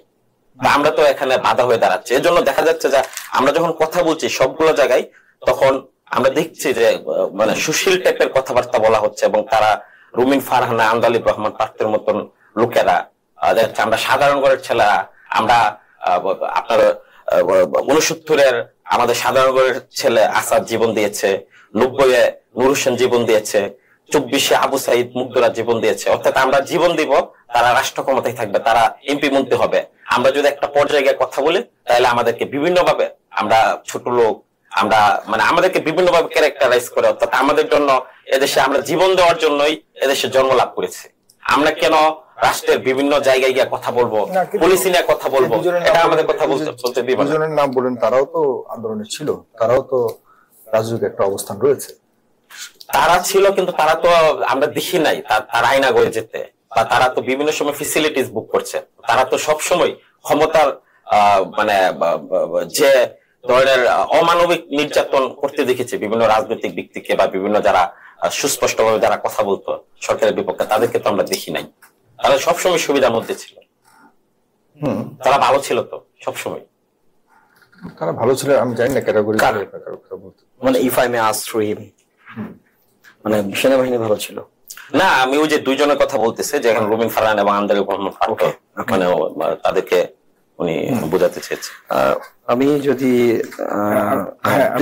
আমি আগে জনাব ইব্রাহিম রৌনক আপনার কাছ থেকে শুনতে চাই, আপনি কিভাবে দেখেন গত দুদিন তো অনেক কিছুই ঘটলো। ধন্যবাদ সাগর ভাই, এবং আপনার মাধ্যমে দর্শক শ্রোতাদেরকে আন্তরিক সালাম, আসসালামু আলাইকুম। আসলে আমরা 1971 সালে স্বাধীনতা অর্জন করছি, কিন্তু আমরা গণতন্ত্র অর্জন করি নাই। আমরা কখনো গণতন্ত্র পাইনি, এই দেশ কখনো গণতন্ত্র চোখে দেখে নাই। আপনি স্বাধীনতার পরে যতগুলো ইতিহাস দেখবেন, বঙ্গবন্ধুর ইতিহাসে বাক স্বাধীনতা কেড়ে নিয়ে একদলীয় শাসন ব্যবস্থা কায়েম করছিল, বাক সরকার কায়েম করছিল। 1975 সালের 25শে জানুয়ারি জাতীয় সংসদের মাধ্যমে আইন পাস করে। এরপরে আপনি আসেন, আমাদের দেশে জিয়া রহমান সেনা শাসক থেকে সরকার প্রধান হয়েছে, উনি আলাদা দল গঠন করেছেন। এরপর আসেন হুসাইন মোহাম্মদ এরশাদ, উনি আবার একই অবস্থা, জিয়া রহমানকে হত্যা করে হুসাইন মোহাম্মদ এরশাদ ক্ষমতা দখল করছেন পদ্মার আড়ালে থেকে। আমাদের সরাসরি আমার অভিযোগ এটা। এই এরশাদের সময় এরশাদ সৈরাচার যে অবস্থা ছিল, সেখানে কারা জীবন দিয়েছে? ছাত্ররা জীবন দিয়েছে। এই ছাত্ররাই এরশাদকে সরাইছে, অথচ সে ফল ভোগ করছে ওই আরো সেনা শাসক জিয়া রহমানের পরিবার। তখন কিন্তু গণতন্ত্র। এখন আমাদের দেশটা কি হচ্ছে? আমাদের দেশ হচ্ছে, এই যারা আগে ক্ষমতাতে ছিল তারা কি করতো? তারা ক্ষমতা আসার পর তাদের ক্ষমতাকে আরো ফাঁকাপোক্ত করার জন্য, আরো দৃঢ়ভাবে আটকে রাখার জন্য তারা তাদের আনুগত্য যে সমস্ত অফিসাররা থাকে তারাই প্রমোশন পায়। তারাই ওই গভর্নমেন্টের যে বিভিন্ন যে অঙ্গ প্রতিষ্ঠান আছে, অগ্রানম আছে, ওগুলোতে তারা ওই সিট গুলো তারা বসায়। এবং কি করে, যেমন কি সেনাবাহিনী বলেন, সেনাবাহিনী কারা প্রমোশন পায়? বিএনপি ক্ষমতা থাকলে বিএনপি লবিং, বিএনপি আনুগত্য আছে, তারা সেনাবাহিনীতে প্রমোশন পায়, তারা গুরুত্বপূর্ণ পদগুলোতে বসেন। হ্যাঁ, আর পুলিশে কারা প্রমোশন পায়? যারা তার আনুগত্য স্বীকার করে। কিন্তু প্রজাতন্ত্রের যে একটা মৌলিক অধিকার, সেই দিকে কারো কোনো লক্ষ্য থাকে না, শুধু ক্ষমতাকে কিভাবে ধরে রাখবো। এরপর আসেন দীর্ঘ 16 বছর যে ফ্যাসিজম কায়েম হয়েছে, এই ফ্যাসিজম কায়েমের মধ্যে আপনারা দেখেন বিএনপি 2014 সালে নির্বাচনে অংশগ্রহণ করেনি। কি জন্য? তারা বুঝছে যে হাসিনের সাথে তারা পারবে না। 2018 সালে অংশগ্রহণ করছে, তারা 6টা সিট পাইছে মাত্র। হ্যাঁ, অথচ বিএনপি কি বিশাল দল। বিপি নুরুল হক নূর বাংলাদেশে আমার একজন জাতীয় সম্পদ। যেই ছেলেটি, আমি বলবো যেহেতু আমার বয়স অনেক ছোট, যদি আমার নেতা, আমি তার দল করি, আমি তার দলে কেন যোগদান করছি আপনাকে বুঝতে হবে। আমি বাংলাদেশ এলডিপির সিনিয়র ভাইস চেয়ারম্যান ছিলাম, সেখান থেকে আমি 1 নভেম্বর আমি গণঅধিকারে যোগদান করি। আমরা কেন আসলাম? আমি কেন দল আসলাম? আমি যেটা দেখলাম, আসলে এখনকার যে তরুণরা, এই তরুণদের মধ্যে কিন্তু কোনো লোভ লালসা আমি দেখিনি। বিভিন্ন একটা জাতীয় সম্পদ। কি কারণে জাতীয় সম্পদ? এই ফ্যাসিজমের মাঝখানে বাংলাদেশে আর জাতীয় দেখাতে পারবেন না যে হাসিনার বুকের মাঝখানে দাঁড়িয়ে থাকা নির্দলীয় ভাবে ডাকসুতে নির্বাচন করে সে বিপি নির্বাচিত হয়েছে। ওই তখন তো এত বিশাল দল ছিল বিএনপি। ওই বিএনপি যারা ছাত্র রাজনীতি করে, তারা তো তাদের নাম পুড়িয়ে তারা ছাত্র সংসদে নির্বাচন করতে সাহস পায় নাই। আজকে যে জামাত একটা বিশাল সংগঠন দেখাচ্ছে, তারা তো তাদের ছাত্র শিবির নাম পরিচয় দিয়ে তারা ওইখানে কোনো ইলেকশন করতে পারে নাই, অথচ বিভিন্ন সেটা দেখিয়ে দিছে বারবার। তার উপরে অনেকে বলে 17 বার, অনেকে বলে 18 বার, আমরা বলি অসংখ্যবার তার সে হামলা শিকার হয়েছে। হ্যাঁ, তারপরে সে যতবারই হামলা শিকার হয় ততবার সে সুস্থ, আল্লাহ রহমতে, আল্লাহর দয়া, মহান রাব্বুলের আল্লামিনের কৃপায় সে বারবার সুস্থ, আবার সেই জনগণের কাতারে ফিরে আসে, ছাত্রদের কাতারে ফিরে আসে। সে একটা জাতীয় সম্পদ। তার নেতৃত্বে আজকে জামাত আব্দুল্লাহ ভাই বলেন বা তাদের যে এনসিপির আজকে প্রেসিডেন্ট সেক্রেটারি, তারা একসময় বিভিন্ন যখন ডাকসু রাজনীতি করতো তারা তাদের অধীনে ছিল। বিভিন্ন মাধ্যমে তারাও রাজনীতি শিখছে, কিভাবে অন্যের প্রতিবাদ করতে হয়, কিভাবে ঘুরে দাঁড়াইতে হয়, সেটা একমাত্র বিভিন্ন দেখাই দিয়েছে। এই বিভিন্ন সাহসিকদের কারণেই 2024 জুলাই গণঅভ্যুত্থান। এখানে কিন্তু বিএনপি বা জামাতের মানে ভূমিকা সেটা আমি স্বীকার করবো না। হ্যাঁ, কারণ স্বীকার করলে তারা ওইভাবে আসতো, বিভিন্ন মতো আসতো, বা এই ছাত্রদের মতোই তারা আসতো। তারা কিন্তু ফ্রন্ট লাইনে কেউ আসেননি। তারা পদা অনেক কিছু করেছেন, আমি স্বীকার করবো না, কারণ তখন আমি তো বাংলাদেশের লিপির নেতা ছিলাম, তো আমি তো ফ্রন্ট লাইনে ছিলাম না, ভয়ে ছিলাম, আতুর ঘরে ফলাই থাকতাম, কখন যে আমরা গুম করবো, কখন আমরা খুন করবো। তারা তো তাদের জীবনটাকে ওই জীবনের ওই মৃত্যুকে তার ভয় নিয়ে ছিল না ইউনিভার্সিটিতে। যাই হোক, এই 5 আগস্ট পর আমাদের সেই শিক্ষা হয়নি। কারণ হয়নি কেন? যে 16 বছর যে দলটা প্রেসিডেন্ট ছিল, তারা যে 16 বছর সরকারের যে প্রত্যেকটা প্রতিষ্ঠানে তারা তাদের যে লোকগুলো বসেই গেছেন, তারা তো এখান থেকে বিদায় হননি। এখন যারা অনুগত তারা আজকে সেনা বলেন বা প্রশাসন অন্য অঙ্গ প্রতিষ্ঠান বলেন বা অন্যান্য বিচার কার্য বলেন, যে যে দোষরা বসে আছেন তারা তো এখান থেকে বিদায় হননি। যার কারণে এখানে আরো একটা বিশাল চক্রান্ত চলতেছে। এই চক্রান্তের পিছনে অবশ্যই রয় জড়িত, এবং এই রয়ের সাথে যারা সরাসরি ফ্যাসিজমের মাধ্যমে সুযোগ সুবিধা নিয়ে সরকারের বিভিন্ন স্তরে বসে আছেন, তারা এটার সাথে যোগ হয়েছেন। যার কারণে রিফাইন্ড আওয়ামী লীগ নামে জাতীয় পার্টিকে তারা ইউজ করতেছেন। জাতীয় পার্টি তো আমি মনে করি বাংলাদেশে গণ অধিকার পরিষদ বা এনসিপি একটা থানাতে যে শক্তি আছে, পুরো জাতীয় পার্টি একসাথে করলে সেই শক্তিটা নাই। শুধু তাদের কয়েকজন ফেস আছে মুরব্বি টাইপের, এই ছাড়া তাদের কোথায় কোনো শক্তি নাই। তো তাদের এত সাহস কিভাবে হয়? এখানে একটা অদৃশ্য শক্তি যে তার কখন বলছে কাজ করতেছে, আমি মনে করি এটা অবশ্যই অদৃশ্য শক্তি কাজ করতেছে এখানে। আমরা কি বারবার সে আগের পরিবেশে ফিরে যাবো, না আমরা সঠিক একটা গণতন্ত্রের মধ্যে ফিরে আসবো? আমরা তো ক্ষমতার জন্য লড়াই করি না, আমরা লড়াই করতেছি সঠিক একটা গণতন্ত্রের জন্য। এদেশে মানুষ যেন আর ভোটের জন্য কাঁদতে না হয়, এদেশে মানুষ যেন আর কারো এই ফ্যাসিবাদের জন্য শিকার না হয়, এদেশে মানুষ যেন বাক স্বাধীনতার জন্য কাঁদতে না হয়। এই জন্য তো এই গণ অধিকার বা এনসিপি তারা যুদ্ধ করতেছে। তারা তো তাদের ক্ষমতার জন্য যুদ্ধ করার নাই। আপনি কি জানেন যে বাংলাদেশে গণ অধিকার পরিষদের একজন নেতা কর্মীর বিরুদ্ধে আপনারা কোনো দুর্নীতি দেখাতে পারবেন না, কোনো চাঁদাবাজি দেখাতে পারবেন না। ইনশাল্লাহ একজন নেতা কর্মী পাবেন না যে কোথায় চাঁদাবাজি করছে, খুঁজে পাবেন না ইনশাল্লাহ। আমরা এটা বড়াই করে বলতে পারবো। আমাদের যে শতাধিক ছেলে আজকে আহত হয়েছে, তাদের চিকিৎসার জন্য আমরা 500 টাকা, আমি 400 টাকা জন্য চাঁদা নিয়েছি, সহযোগিতা নিয়েছি। হ্যাঁ, আমার ইয়াতে 400 টাকা, আমার এক বন্ধু নাম তো 400 টাকা পাবো আমি এই যে ইয়ার জন্য, আমি বলছি দোস্ত আমার টাকা নাই, তাতে এখানে 6,000 টাকা দাও, 400 টাকা বাদ টাকা, তার বিকাশ টাকা ছিল না। অর্থাৎ আমরা যে কোনো এখন আপনি আমি পাল্টা প্রশ্ন করতে চাচ্ছি না, আপনার নেতা এখন অবস্থায় আছে, আমি আপনাকে বিব্রত করতে চাই না, তবুও আমি আসছি আপনার কাছে। তো আপনি মানে অনেকটাই আপনার দলকে আপনি মহিমান্বিত করছেন, ঠিক আছে, সবার দলকে সবাই মহিমান্বিত, কিন্তু অভিযোগবিহীন একদম পুরোপুরি কোন রাজনৈতিক দল এখন এই মুহূর্তে বাংলাদেশে আছে যার বিরুদ্ধে কোনো অভিযোগও নাই, এটা বলাটা মনে হয় না খুব সঠিক। হ্যাঁ, কারণ আমরা তো জানি যে আমি পাল্টা প্রশ্ন এই কারণে করতে একটা তথ্য প্রমাণে কি আছে সেটাই, তথ্য প্রমাণ আমাদেরকে কিছু পাবেন না, এটা আমি গ্যারান্টি দিতে পারবো না। ঠিক আছে, কিন্তু অভিযোগ আপনি অনেক কিছু বলতে পারেন। হ্যাঁ, না, মানুষের পারসেপশন তো অন্যরকম আছে। আমরা যেটা করি সেটা হচ্ছে আপনার কাছে হাত পেতেছি, ভাই আমাদের একটু সহযোগিতা করো, কিন্তু আমরা চাঁদাবাজি করি না, আমরা কাউকে বলি না যে তুমি এটা করলে আমরা আমাদেরকে এটা দাও। ঠিক আছে, কিন্তু মানে আমি যেটা বলছিলাম যে জাতীয় ইস্যু নিয়ে যে কথা বলছিলাম, যে আপনি মনে করেন যে এই যে অনৈক্যের সুযোগ নিয়ে তৃতীয় পক্ষ বলতে তো আমরা তৃতীয় পক্ষ ভারতকে অনেকে বোঝাচ্ছেন, অনেকে আওয়ামী লীগকে বোঝাচ্ছেন, আবার এদিকে আরেকটা আশঙ্কা অনেকে মনে করে যে আসলে সেনা কুয়ো হবার কোন ধরনের সুযোগ তৈরি হচ্ছে কিনা, তখন আপনারা কি করবেন? এখানে দেখা যাচ্ছে যে আপনাদের সাথে কখনো দেখা যাচ্ছে যে গণ অধিকারের সাথে এনসিপির ভালো নাই, কখনো দেখা যাচ্ছে যে এনসিপির সাথে বিএনপির ভালো নাই, এতক্ষণ এনসিপি নেতা বিএনপির অনেক দোষ নিয়ে কথা বললো, এই যে একটা অনৈক্য আছে, এইসব ব্যাপারে আপনারা কি মনে করেন? আসলে এনসিপি এবং গণ অধিকার বা বিএনপি বা জামাত ইসলাম যাই বলেন আপনি, আসলে রাজনৈতিক আদর্শ যার যার আলাদা, কিন্তু জুলাই যে সনদ, জুলাই যে গণঅভ্যুত্থান, এই ব্যাপারে গণ অধিকার এনসিপি সাথে বা অন্য কোনো দলের সাথে বিরোধ আছে এটা আমি মনে করি না। কারণ জুলাইটা সম্পূর্ণ গণতন্ত্রকে বিকশিত করার জন্য, মানুষের যে বাক স্বাধীনতা এটা মানুষকে ফিরিয়ে দেওয়ার জন্য জুলাই গণঅভ্যুত্থানটা হয়েছে। এখানে কাউকে নতুন করে আবার ফেসিবাদ হওয়ার জন্য এখানে অভ্যুত্থান হয়নি। তাই আমরা জাতীয় পার্টিকে একদম নিষিদ্ধই করতে হবে, এর জন্য শুধুমাত্র গণ অধিকার এই কারণে নিষিদ্ধ করতে হবে আমি বলতেছি না, এর জন্য শুধুমাত্র গণ অধিকার কেন দায়িত্ব নিল? এখানে আমি আপনাকে গণ অধিকার দায়িত্ব নিচ্ছে বলতে কথাটা না, আর একটা ভুল বলতেছেন। আমরা যেটা মনে করি, আমরা যেটা অন্যায় মনে করি সেটা আমরা প্রতিবাদ করবো। এটা হচ্ছে কারণ যে জাতীয় পার্টি, আমি এই কারণে বললাম নুরুল হক নূর এবং গণ অধিকারই শুধুমাত্র গেছে সেখানে, না নিয়েও যায়নি।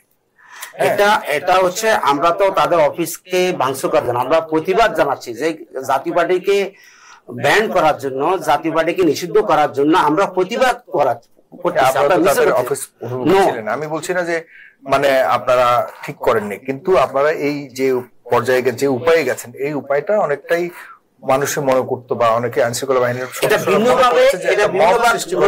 যে মবটা এই মুহূর্তে কেউ এলাও করছে না, যেটা একটা খারাপ বার্তা দিচ্ছে। আমি আপনার কাছে একটা কথা বলি সাগর ভাই, আসলে আমরা যে কাজটা করেছি যেইভাবে প্রচার হয়েছে দুটা ডিফারেন্ট, একদম সম্পূর্ণ ডিফারেন্ট, আলাদা। আমরা ওখানে যাইনি, আমরা আমাদের জাতীয় পার্টি নিষিদ্ধ করার জন্য আমরা একটা বিক্ষোভ মিছিল বাইর করছি। আমাদের বিক্ষোভ মিছিলটা আমাদের ফাটি বিষয়ে কাকরাইলে আবার আমাদের ফাটি বিষয়ে ঘুরে আসবে। আমরা যখন কাকরাইলে ঘুরে আসবো, ওইখানে জাতীয় পার্টির অফিস আছে, ওইখানে জাতীয় পার্টির সাথে নিষিদ্ধ আওয়ামী লীগ, ছাত্রলীগ, যুবলীগের ওরাও আসছিল। এটা একটা ভিডিও আমি আপনাকে বলবো, একটা ঘটনা বলবো। হ্যাঁ, আমাদের মিছিল ভিতরে তারা আমাদেরকে ঢিল মারছে। যখন আপনাকে কেউ ঢিল মারে, আমাদের যারা আমাদের মিছিলে যারা আমাদের নেতা কর্মীরা ছিল, এদের মধ্যে কেউ অতি উৎসাহী আছে, তারা ঢিলের জবাব দিতে গেছে। যাই এখানে একটা নর্মাল একটা সংঘর্ষ হয়েছে, এটা খুব বৃহৎ আকার কিছু হয়নি। এই সংঘর্ষ হওয়ার পরে পুলিশ যখন লাঠিচার্জ করে দুই পক্ষকে আলাদা করে দিয়েছে বিকালবেলা। এরপর সন্ধ্যা আমরা একটা মশাল মিছিল করেছি এর প্রতিবাদে, যেহেতু জাতীয় পার্টি রিফাইন্ড জাতীয় পার্টির মাধ্যমে উপরে ঢিল মারার কারণে আমরা পাল্টা আঘাত করতে আমরা করি না। আমাদের কিছু নেতা কর্মী তো সব একই রকম না, আমাদের কিছু নেতা কর্মী, আপনাদের অবুঝ নেতা কর্মীরা সেখানে পাল্টা ঢিল হয়েছে। এখানে কিন্তু ভাঙচুর হয় না, জাতীয় পার্টি অফিসে ভাঙচুর হয় না, কিছু হয় না এখানে। এরপরে আমরা এর প্রতিবাদে আমরা মশাল মিছিল বাইর করছি। আমাদের মশাল মিছিল বাইর করে আমরা আবার ফিরে আসতেছি, এসে আমরা আমাদের নেতা সংবাদ সম্মেলনে তখন অ্যাটেন্ড করছে, যে সংবাদ সম্মেলনে আমাদের ফাটি বসের সামনে সংবাদ সম্মেলন আয়োজন করছে। এই সংবাদ সম্মেলনের মধ্যে আর্মি এবং পুলিশের কিছু সদস্য এসে সরাসরি হামলা করছে, এবং আমি বলবো সরাসরি বিপিনুরকে হত্যা করার জন্য একটা কিলিং মিশনের মতো এখানে আক্রমণ হয়েছে। এটা যদি আজকে বলতাম যে জাতীয় পার্টির অফিসের সামনে বিপিনুরকে ফিটাইছে বা আক্রমণ করেছে, তারা আমরা মেনে নিতে পারতাম। আমরা কিন্তু সংবাদ সম্মেলনে ছিলাম। সো আমরা কোনো অবস্থায় জাতীয় পার্টির অফিসের উপর আমরা আঘাত করি না, আমরা দাবি জানাচ্ছি। আমরা বলতেছি গত 16 বছরে এই জাতীয় পার্টি আওয়ামী লীগের সাথে একত্রিত হয়ে প্রত্যেকটা নির্বাচনকে বৈধতা দিয়েছে এবং সরকারের অংশ ছিল। আজকে 14টা যারা জেলে ছিল জাতীয় পার্টিতে একই দোষী, তারাও তো মন্ত্রী পরিষদ ছিল। এমন না যে তারা শুধু বিরোধী দলে ছিল, তা না। যে আমরা গণতন্ত্রের জন্য নির্বাচন করছি তা বলার সুযোগ নেই, কারণ তারা সরকারও জড়িত ছিল, তারা সরকারের অংশ ছিল, তাদের জাতীয় পার্টি এমপিরা মন্ত্রিত্ব ছিল। সো একই দোষে আওয়ামী লীগ যতটুকু দোষী, তার চেয়ে বেশি দোষী জাতীয় পার্টি আমি মনে করি। আমরা এর প্রতিবাদ জানাচ্ছি, এবং যে ব্রিগেডিয়ার শাম সরাসরি আমাদের বিভিন্ন যতটুকু শুনেছি আমি ওই মেসেজটা দেখেছি, এটা কতটুকু ভুল বা কতটুকু সত্য জানি, তিনি বলেছেন এখনকার মিডিয়া তিনি বলেছিলেন যে আমরা এখন কোন মবকে আমি একটু কথা বলি, এখন এই মব অ্যাক্টিভিটি এই জাতীয় কোনো কিছু না, মব অ্যাক্টিভিটি আমি তো কথা মব দেখছি না করে সে অনুরোধটা করেছিল, এমনটা এখন একটা মেসেজ স্ক্রিনশট আমি সবাই মব বলতে এটা নিয়ে আমি বলছিলাম যে এটা সঠিক। অন্যায় কোনো কাজে একত্রিত সেটা মব বলতে পারবেন, কিন্তু আপনার যদি কোনো আদর্শের রাষ্ট্রের জন্য জনগণের জন্য যদি কোনো প্রতিবাদ করেন সেটাকে মব বলা হবে না। কিন্তু এখন দেখা যাচ্ছে আমি জনগণের জন্য রাষ্ট্রের জন্য গণতন্ত্রের জন্য আমি কোথায় যদি প্রতিবাদ করি এখন এটাকে আরেকটা অংশ অর্থাৎ ফ্যাসিজমের অংশটা এটাকে মব করে এটাকে একটা বিরূপ সৃষ্টি দিচ্ছে, এটাকে ভিন্ন কাজে প্রকাশ করতেছে। আমি কিন্তু এই মবের প্রতিবাদ জানাচ্ছি, যারা মব করে অপপ্রচার করতে হচ্ছে আমি আপনার মাধ্যমে দেশবাসীকে সজাগ থাকার জন্য অনুরোধ করতেছি। আচ্ছা, থ্যাংক ইউ। বেশ কিছু পয়েন্ট উঠে আসছে মিস্টার আতাউল্লাহ এবং মিস্টার সাইদ ইব্রাহিমের কাছ থেকে। তো আমার কাছে মনে হয়েছে, with all due respect to their angles or views, the way they perceive, পুরো কনসেপ্ট একটা প্যাচ লেগে আছে। যেমন এই যে আয়না ঘর 5ই আগস্টে, যদি আমি স্পেসিফিক্যালি বলি যে পয়েন্টটা মিস্টার আতাউল্লাহর কাছ থেকে এসছে, 5ই আগস্ট 2024-এ যে 10 জন অফিসার ডিজিএফআই ঘেরাও করে প্রসেশন করেছিল, I am one of them. ওখানে সিনিয়র মোস্ট ছিলেন ব্রিগেডিয়ার জেনারেল হাসান নাসির, আমি ছিলাম জুনিয়র মোস্ট, এবং মাঝখানে আরো বেশ কয়েকজন অফিসার ছিলেন। Lieutenant colonel Hasinur Rahman Duke বীর প্রতীক, বিপি বার সরি, 2বার বীর প্রতীক পেয়েছেন। তারপরে ক্যাপ্টেন গনিউল আজম, ম্যাডাম জিয়ার সিএসএফ এ আছেন। তারপরে হচ্ছে মেজর মইনুল, তারপরে lieutenant colonel Ferdous, captain Shoaib, এরকম প্রায় মেজর শাহিদ হাসান মুরসালিন, তারপরে লেফটেন্যান্ট আরিফ মোহাম্মদ ফিরোজ ইফতেখার এবং তার সহধর্মিনী, এরকম 8-10 জন অফিসার, প্লাস ওখানে যে সঞ্জিতা তুলি মায়ের ডাকের উনি এবং স্বজন হারানো যারা, তারাও ছিলেন, পরবর্তীতে এসে জয়েন করেছেন। We were those first 10 entire দেশে বিপ্লব গণ অভ্যুত্থান আন্দোলন এই সময় পরে আসছি, বাট এত সিচুয়েশন চলছে যে সিচুয়েশনে কেউ কারো কন্ট্রোলে নাই। নাম্বার 1 ভেঙে গেছে, সংসদ পুরো খালি, ল অ্যান্ড অর্ডার সিচুয়েশন যাতা, পুলিশ জায়গায় জায়গায় দৌড়ে পালিয়ে যান বাঁচাচ্ছে, থানায় থানায় হামলা চলছে। ওই অবস্থায় উই ওয়ার দোজ 10, আমরা চিন্তা করি না এই কোথায় কি লুটপাট হচ্ছে, কার ঘর থেকে কে টাকার বাক্স সরাচ্ছে। উই থট আই রিপিট, যে কোন মায়ের সন্তানটা ওই আয়না ঘর নামক বন্দিশালায় দীর্ঘদিন ধরে বন্দি আছে, কোন বাচ্চাটা তার বাবাকে দেখতে পায় না, কোন সন্তানটা তার মানে মাকে বাবাকে দেখতে পাচ্ছে না, কোন ওয়াইফটা বা কোন বোনটা তার স্বামীকে বা ভাইকে দেখতে পায় না। এইটাই ছিল আমাদের থটস, এবং আমরা ওখানে গিয়েছিলাম। আমরা কিন্তু ওখানে কোনো নামধারী রাজনৈতিক দল বা আজকে বিপ্লবের ফ্রন্ট লাইনার বলে অনেকেই দাবিদার জোর গলায়, ওদের কাউকে দেখতে পাই নাই। দিস ইজ দি ফ্যাক্ট, এবং এটা ঐতিহাসিক ভাবে সত্য। এই ইতিহাস বাংলাদেশ কেন পৃথিবীর কেউ উল্টাইতে পারবে না, এটা এস্টাবলিশড। নাম্বার 1, এটা বলার ক্ষেত্রে আমার ক্রেডিট নেওয়া বা ব্র্যাগ করার কোনো ইচ্ছা নাই, শুধু বোঝাতে এটাই চাইলাম যে আমি নিজেও তো ইউনিফর্মটা পরেছি। সেনাবাহিনী আর ডিজিএফআই বা এই যে অন্যান্য যে গোয়েন্দা সংস্থা আছে, এটাকে এখানে কনসেপ্টে একটু ফারাক আছে। ডিজিএফআই প্রতিষ্ঠানটা কি শুধু সেনাবাহিনী দ্বারা নিয়ন্ত্রিত বা সেনাবাহিনীর কমান্ডে চলে? এটা তো যিনি নাম্বার 1 তার কমান্ড এক্সিকিউট করে। তো হ্যাঁ, এখানে অনেক মিলিটারি অফিসাররা পোস্টেড থাকে, বিভিন্ন এন্ডে বিভিন্ন লিডারশিপ রোলে থাকে, কিন্তু এটা এন্টায়ারলি নাম্বার 1 কে রিপোর্ট করে। It is not commanded by the chief of army staff. এই জায়গাটা একটু সূক্ষ্মভাবে বোঝার আছে, এবং এই ফ্যাক্টটুকু না জানলে অনেক কনফিউশন হয়ে যাবে। তো ইয়েস, ওই রাত্রে আমাদের সঙ্গে তৎকালীন জেনারেল হামিদের, যিনি ডিজিএফআই, তার সঙ্গে ফোনে কথা হচ্ছে। উনি বেশ অ্যাডামেন্টলি জবাব দিলেন যে I am at Bangabhaban, and we said hell with your staying at Bangabhaban, এখানে আয়নাঘর খুলতে হবে। তো বলে এখানে কেউ নাই। উই সেড যে নাই মানে এখানে অনেকেই আছে, আমরা জানি, যদি মেরে ফেলে থাকেন তাহলে সেটা ভিন্ন কথা, কিন্তু যারা আছে তাদেরকে বের করতে হবে। হু কেম আউট? এই 1 ঘন্টা বাকবিতণ্ডা চলছে। দেন হি সেড আমি তো বঙ্গভবনে আছি, পারমিশনের ব্যাপার আছে। We said hell with permission. কিসের পারমিশন? নাম্বার 1 পালিয়ে গেছে, সংসদ ভবন খালি, 300 আসনের কেউ নাই, কার পারমিশনের জন্য আপনি ওয়েট করছেন? এখানে ব্রিগেডিয়ার তামজিদ আছেন, ওনাকে বলেন খুলে দিতে এগুলা, otherwise we are going to enter. হ্যাঁ, দেখেন, একটা মিনিমাম ডিগনিটি লেভেল তো মেনটেন করে নেগোসিয়েশনটা হতে হয়। আমরা ওইখানে তো সংঘর্ষে লিপ্ত হইতে যাই নাই। আমাদের সিঙ্গেল পয়েন্ট ছিল যে এখানে বন্দিশালা খুলতে হবে। দেশ স্বাধীন হয়ে গেছে, 1 দিনের জন্য 1 ঘন্টার জন্য কেউ বন্দি থাকতে পারবে না, সে যেই হোক, irrespective of any political background, যে কোনো কাস্টের রিলিজনের মানুষ হোক না কেন, he or they have to come out of that bondishala, Aynaghar. এটা আমাদের এজেন্ডা ছিল। এবং 1 ঘন্টার মধ্যে কি হলো, বেসা আরমান মীর কাসিম আলী সাহেবের ছেলে, তাকে বের করে অন্য দিক দিয়ে নিয়ে গিয়ে ওই দিয়াবাড়িতে একটা জায়গায় ছেড়ে এসছে। এইগুলো আপনারা বর্ণনায় পাবেন, বিভিন্ন জায়গায় উনি ইন্টারভিউতে বলেছেন। তো যাই হোক, পরবর্তী নাটক শুরু হলো ব্রিগেডিয়ার আজমিকে নিয়ে, আব্দুল্লাহ রহমান আজমিকে নিয়ে। এবং ওই দিন তাকে ছাড়া হলো না, because he was not there, উনি আলাদা কোথাও ছিলেন বা রাখা হয়েছিল তাদের তত্ত্বাবধানে। তো পরবর্তীতে পর্যায়ক্রমে এই যে মাইকেল চাকমা বলি, তারপরে এই যে আমার ছোটবেলার বন্ধু সাব্বির ইমাম, হি ওয়াজ এ পাইলট, সিভিল পাইলট। তো সাব্বির ইমামও 6 আগস্টে ছাড়া পেয়েছে জেল থেকে। এরকম পর্যায়ক্রমে এই আয়নাঘর, বন্দিশালা এগুলো ভাঙা শুরু হয়েছে। আমরা এগুলো ক্রেডিট নেই না, এই জন্য এগুলো কোথাও ফলাও করে বলে ওই পলিটিক্যাল ফসল তোলার যে চিন্তাটা, এটা আমাদের মধ্যে ছিল না। With all due respect to Nur, VP Nur, আর উনি একটা দলের প্রধান, একটা দলের প্রধানের এবার রাস্তায় পড়ে মার খাওয়াটা সাজে না, রাষ্ট্রীয় আদালতেও সাজে না, বা এটা একটা পলিটিক্যাল আদালত কোনোভাবেই যায় না। বাট শ্রদ্ধা রেখেই বলছি, নূর আমাদের অনেক ছোট বয়সে, শ্রদ্ধা রেখেই বলছি যে নূরের এই ফ্যাসিস্ট হাসিনার বিরুদ্ধে প্রতিবাদী রোল জন্ম হওয়ার বহুত আগে আমরা হাসিনার বিরুদ্ধে আওয়াজ তুলেছিলাম, not to take any credit. এই জন্য ইউনিফর্ম গুলো খুলে গেছে আমাদের, এবং আমাদের মতো অসংখ্য আর্মি অফিসাররা এই হাসিনার স্ট্রেট অ্যাডমিনিস্ট্রেটিভ অর্ডারের মাধ্যমে ইউনিফর্ম হারিয়েছে। তো ডিডন্ট উই হ্যাভ ড্রিমস? আমাদের ফ্যামিলির ড্রিম ছিল না? ছিল তো, ওগুলো শ্যাটার্ড হয় নাই, হয়ে যেত।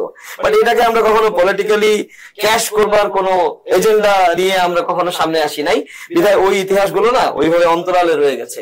বাট এগুলো বলার জন্য ভালো এই জন্যই যে ঠাস করে একটা কেউ মেসি হয়ে গেল, একটা গোল দিয়ে দিল, আর 15-16 বছর ধরে যারা বিভিন্ন আমাদের সাফারিংস এর উপরে, আমাদের রক্তের উপরে আজকে জুলাইয়ের গ্রাউন্ড তৈরি হয়েছে, এটাকে মানতে হবে। আমরা ক্রেডিট নিতে চাই না, কিন্তু এইটুকু না বলাটা, এইটুকু স্বীকার না করাটা একটা অসম্মানজনক স্ট্যান্ড পয়েন্ট আমি মনে করি। এটাকে মানতে হবে। যেই ছেলেটা গুলি খেয়েছে 17টা, যেই বাবাটা গুম হয়েছে, তো তাদের কারণেই তো আজকের এই ফুসে ওঠার যে মানে একটা ফোর্স পাওয়া গেছে। তো ফ্যাক্টরটা কোথায়? ফ্যাক্টরকে বাদ দিয়ে, মানে দাদা বাদ দিয়ে, বাবা বাদ দিয়ে হঠাৎ করে আমি জন্ম হয়ে গেলাম, এই বিষয়টা এভাবে এস্টাবলিশ হওয়াটা ঠিক মেসেজ দেয় না। এটা আজকে হয়তো যারা পলিটিক্স করছেন তরুণরা, তারা একসময় প্রৌঢ় হবেন, বার্ধক্যে উপনীত হবেন, যাবেন সেই বয়সে, ওই সময়ের তরুণরা আবার নতুন নতুন ইতিহাস বলবে, কিন্তু এই ইতিহাসগুলো যেন চাপা না পড়ে, এটা যেন একটা ক্রনোলজিক্যাল একটা সিকোয়েন্সে থাকে। This is how it initiated, এবং এই পর্যায়ে আসছে। আচ্ছা, এবার ব্রিগেডিয়ার জেনারেল শামসের কথা প্রায় এসছে, আমি একটু শেয়ারই করি। উনি যখন মেজর ছিলেন, major Shams, we served in the same unit 13 east Bengal, আমরা একসাথে সার্ভ করেছিলাম। তো আমি প্রেজেন্ট ব্রিগেডিয়ার জেনারেল শামস নিয়ে একটু পরে আসছি, আমি মেজর শামস নিয়ে একটু বলি। যে মেজর শামসকে আমি 2009 সালে দেখেছি, 10 সালে দেখেছি, তাকে নিয়ে একটু কথা বলি। আমি আরো 15-16 বছর পিছনে যাই। তো শামস স্যার, উনি ওনার কোর্স ফার্স্ট, হ্যাঁ, মানে he is a very dynamic officer. কিন্তু মানুষ তো চেঞ্জ হয় আসলে, ওই যে আমরা পড়েছিলাম না কি যেন একটা রক্তাক্ত প্রান্তর, হ্যাঁ, মানুষ মরে গেলে বদলায় না, সরি, মরে গেলে পচে যায়, গলে যায়, বেঁচে থাকলে বদলায়, দিনে বদলায়, সকালে বিকালে বদলায়, এটা একটা কথা ছিল। তো মানুষ পরিবর্তন হতে পারে, ওইটা নিয়ে আমি অ্যাজিউম করে কিছু বলবো না, আমি ফ্যাক্ট গুলো আগে আনি। শামস স্যারকে আমি হাইলি প্রফেশনাল একটা অফিসার হিসেবে দেখেছিলাম। তার ফেলো ফিলিংস, তার কমরেডশিপ আমি নিজের চোখে দেখেছি। যখন বিডিআর ইনসিডেন্টটা হয়, পিলখানা হত্যাকাণ্ডের পরে যে তদন্ত হচ্ছিল, যে joint interrogation cell and all, এইখানে শামস স্যারের ওখানে একটা অ্যাটাচমেন্ট বা একটা রোল ছিল। প্রতিদিন এসে উনি যে এক্সপিরিয়েন্স গুলো শেয়ার করতেন, ওনার কপালের ঘাম গুলো আমি দেখতাম। উনি বলতেন যে আমি রাতে ঘুমাইতে পারি না ওই ওদের ইয়েতে, মানে এইসব কথাবার্তা স্টেটমেন্ট গুলা শুনে আমার কানে চিৎকার গুলো আসে, মানে মরণ পর্যায়ে চলে গেছে, হ্যাঁ, এই অবস্থায় একটা মানুষের চিৎকার গুলা, বিকট অবস্থাগুলা, ওগুলো আমি চিন্তা করি, আমার রাতে ঘুম হয় না। আমি কিন্তু ওই মেজর শামসকে ওভাবেই পারসিভ করি, আজকে ব্রিগেডিয়ার হোক, সে লেফটেন্যান্ট জেনারেল হয়ে যাক না কেন, আমার কাছে তার চিত্রটা ওখানেই। নাও coming to brigadier general Shams, আমি তাকে ডিফেন্ড করবো না, ফ্যাক্ট গুলো যেহেতু আমার কাছে নাই, বাট এইটুকু বলবো, একটা নাম যখন সামনে আসে, এটা দুটো মোটিভ থাকে। নাম কেন সামনে আসবে? কেউ কি নামটা সামনে এনেছে তাকে গুরুত্বপূর্ণ বানানোর জন্য, নাকি আদতেই সেই ঘটনাটা ঘটিয়েছে তার নিজের এজেন্ডা ফুলফিল করার জন্য? এই দুটো বিষয় যাচাই বাছাই করবার থাকে। এই দুটো বিষয় নিশ্চিত না করে একটা মোটা দাগে ইমপ্লিকেশনটা আমার মনে হয় না জাস্টিফাইড। হ্যাঁ, এটা নিয়ে আরো ভাববার দেখবার বিষয় আছে। যদি সত্যি ওনার সংশ্লিষ্টতা থাকে এখানে, রাষ্ট্র আইন তার গতিতে চলুক, এবং দ্যাট ইজ জাস্টিস। আর যদি ওনার সংশ্লিষ্টতা না থাকে, সেই পর্যন্ত আমার মনে হয় we must reserve our comments. এটা হচ্ছে আমার standpoint regarding brigadier general Shams, commandant ASU, army security unit.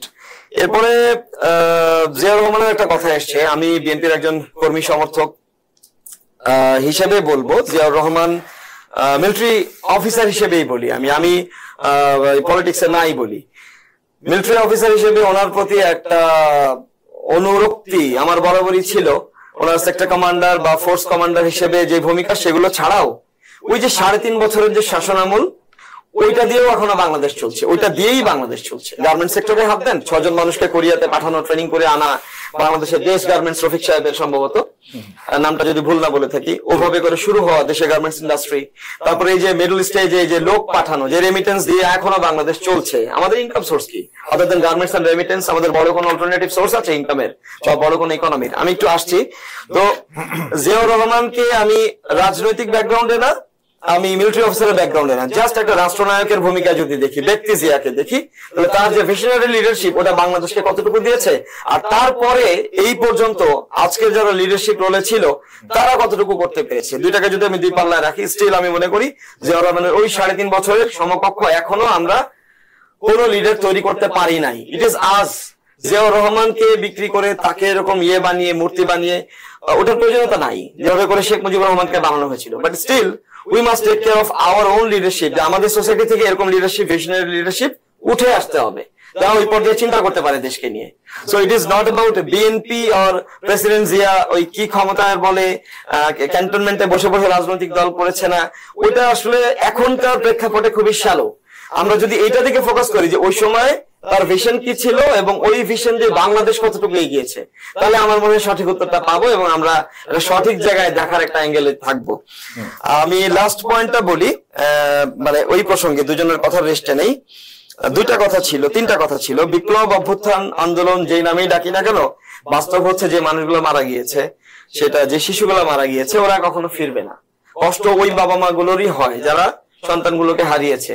ওই ওয়াইফ যিনি বিধবা হয়েছেন তাদেরই কষ্ট হয়। আমরা বলে যাব টকশোতে, আমরা প্রতিবাদ জানাবো, প্রতি বছর তাদেরকে স্মরণ করব, কিন্তু তাদের কষ্টটা তাদের মতো করে ফিল করতে পারবো না। তো এই জন্যই এত রক্ত দিয়ে যেই স্টেটটা আমরা এখন পেয়েছি, এইটাকে আনস্টেবল করার জন্য যদি পুরান বিতর্ক টেনে এনে আমরা তর্কে জড়াই, উইল লুজ ইট। দেখেন, সেনাকু বা একটা কথা বলা হচ্ছে, সেনাকু হোক আর একটা সামাজিক বৃক্ষরোপণ টাইপের আন্দোলন হোক, সবসময় একটা পপুলারিটির বিষয় থাকে। সেনাকু একটা সেনা জেনারেল করুক বা একটা জুনিয়র বা মিড লেভেল অফিসার করুক না কেন, তার একটা ওয়াইড স্প্রেড পপুলারিটির বিষয় থাকবে। আমার কথা যদি 700 মানুষ না শোনে একটা ব্যাটালিয়নের, তাহলে আমার কথায় তারা অস্ত্র তুলবে না, আর কোথাও মুভও করবে না। I must have that popularity. তা আমরা কি ডেটাবেসটা করেছি যে অ্যাকচুয়ালি এই মুহূর্তে সেনাবাহিনীতে থাকা কাদের কাদের ওই রকম পপুলারিটি আছে? তো যদি এরকম কোনো পটেনশিয়াল না থাকে, এই জুজুর টাইপের কথাবার্তা বলার আমার মনে হয় না কোনো মেরিট আছে আমার দৃষ্টিতে। তো সেনাকুর কথা না বলে রাদার আমি বলি যে সেনাবাহিনীকে কনফিউজ করার জন্য বিভিন্ন অ্যাঙ্গেলে চেষ্টা করা হচ্ছে, যাতে করে কনফিউজ হয়ে তো মানুষ অনেক কিছুই করে। তো একটা অ্যাক্টকে কু হিসেবে দেখানোতে বা এই ফ্যাক্টটাকে এস্টাবলিশ করে কারা এটা ক্যাশ করছে, ওইখানে ফোকাস দিতে হবে। সেনাকু হওয়ার কোনো চান্স আছে বলে আমি মনে করি না। আর লাস্ট পয়েন্ট, আর্মি হত্যা করার জন্য বা killing mission, mister Syed Ibrahim বলেছেন নূরকে, সেই I M A military trend officer. মিলিটারির কিলিং মিশন তো এরকম হবে না যে লাঠি দিয়ে পিটিয়ে ওভাবে করে একজনকে মেরে ফেলবে। So I Hanbali differ from this opinion যে ওটা আসলে কিলিং মিশন তো ছিল না।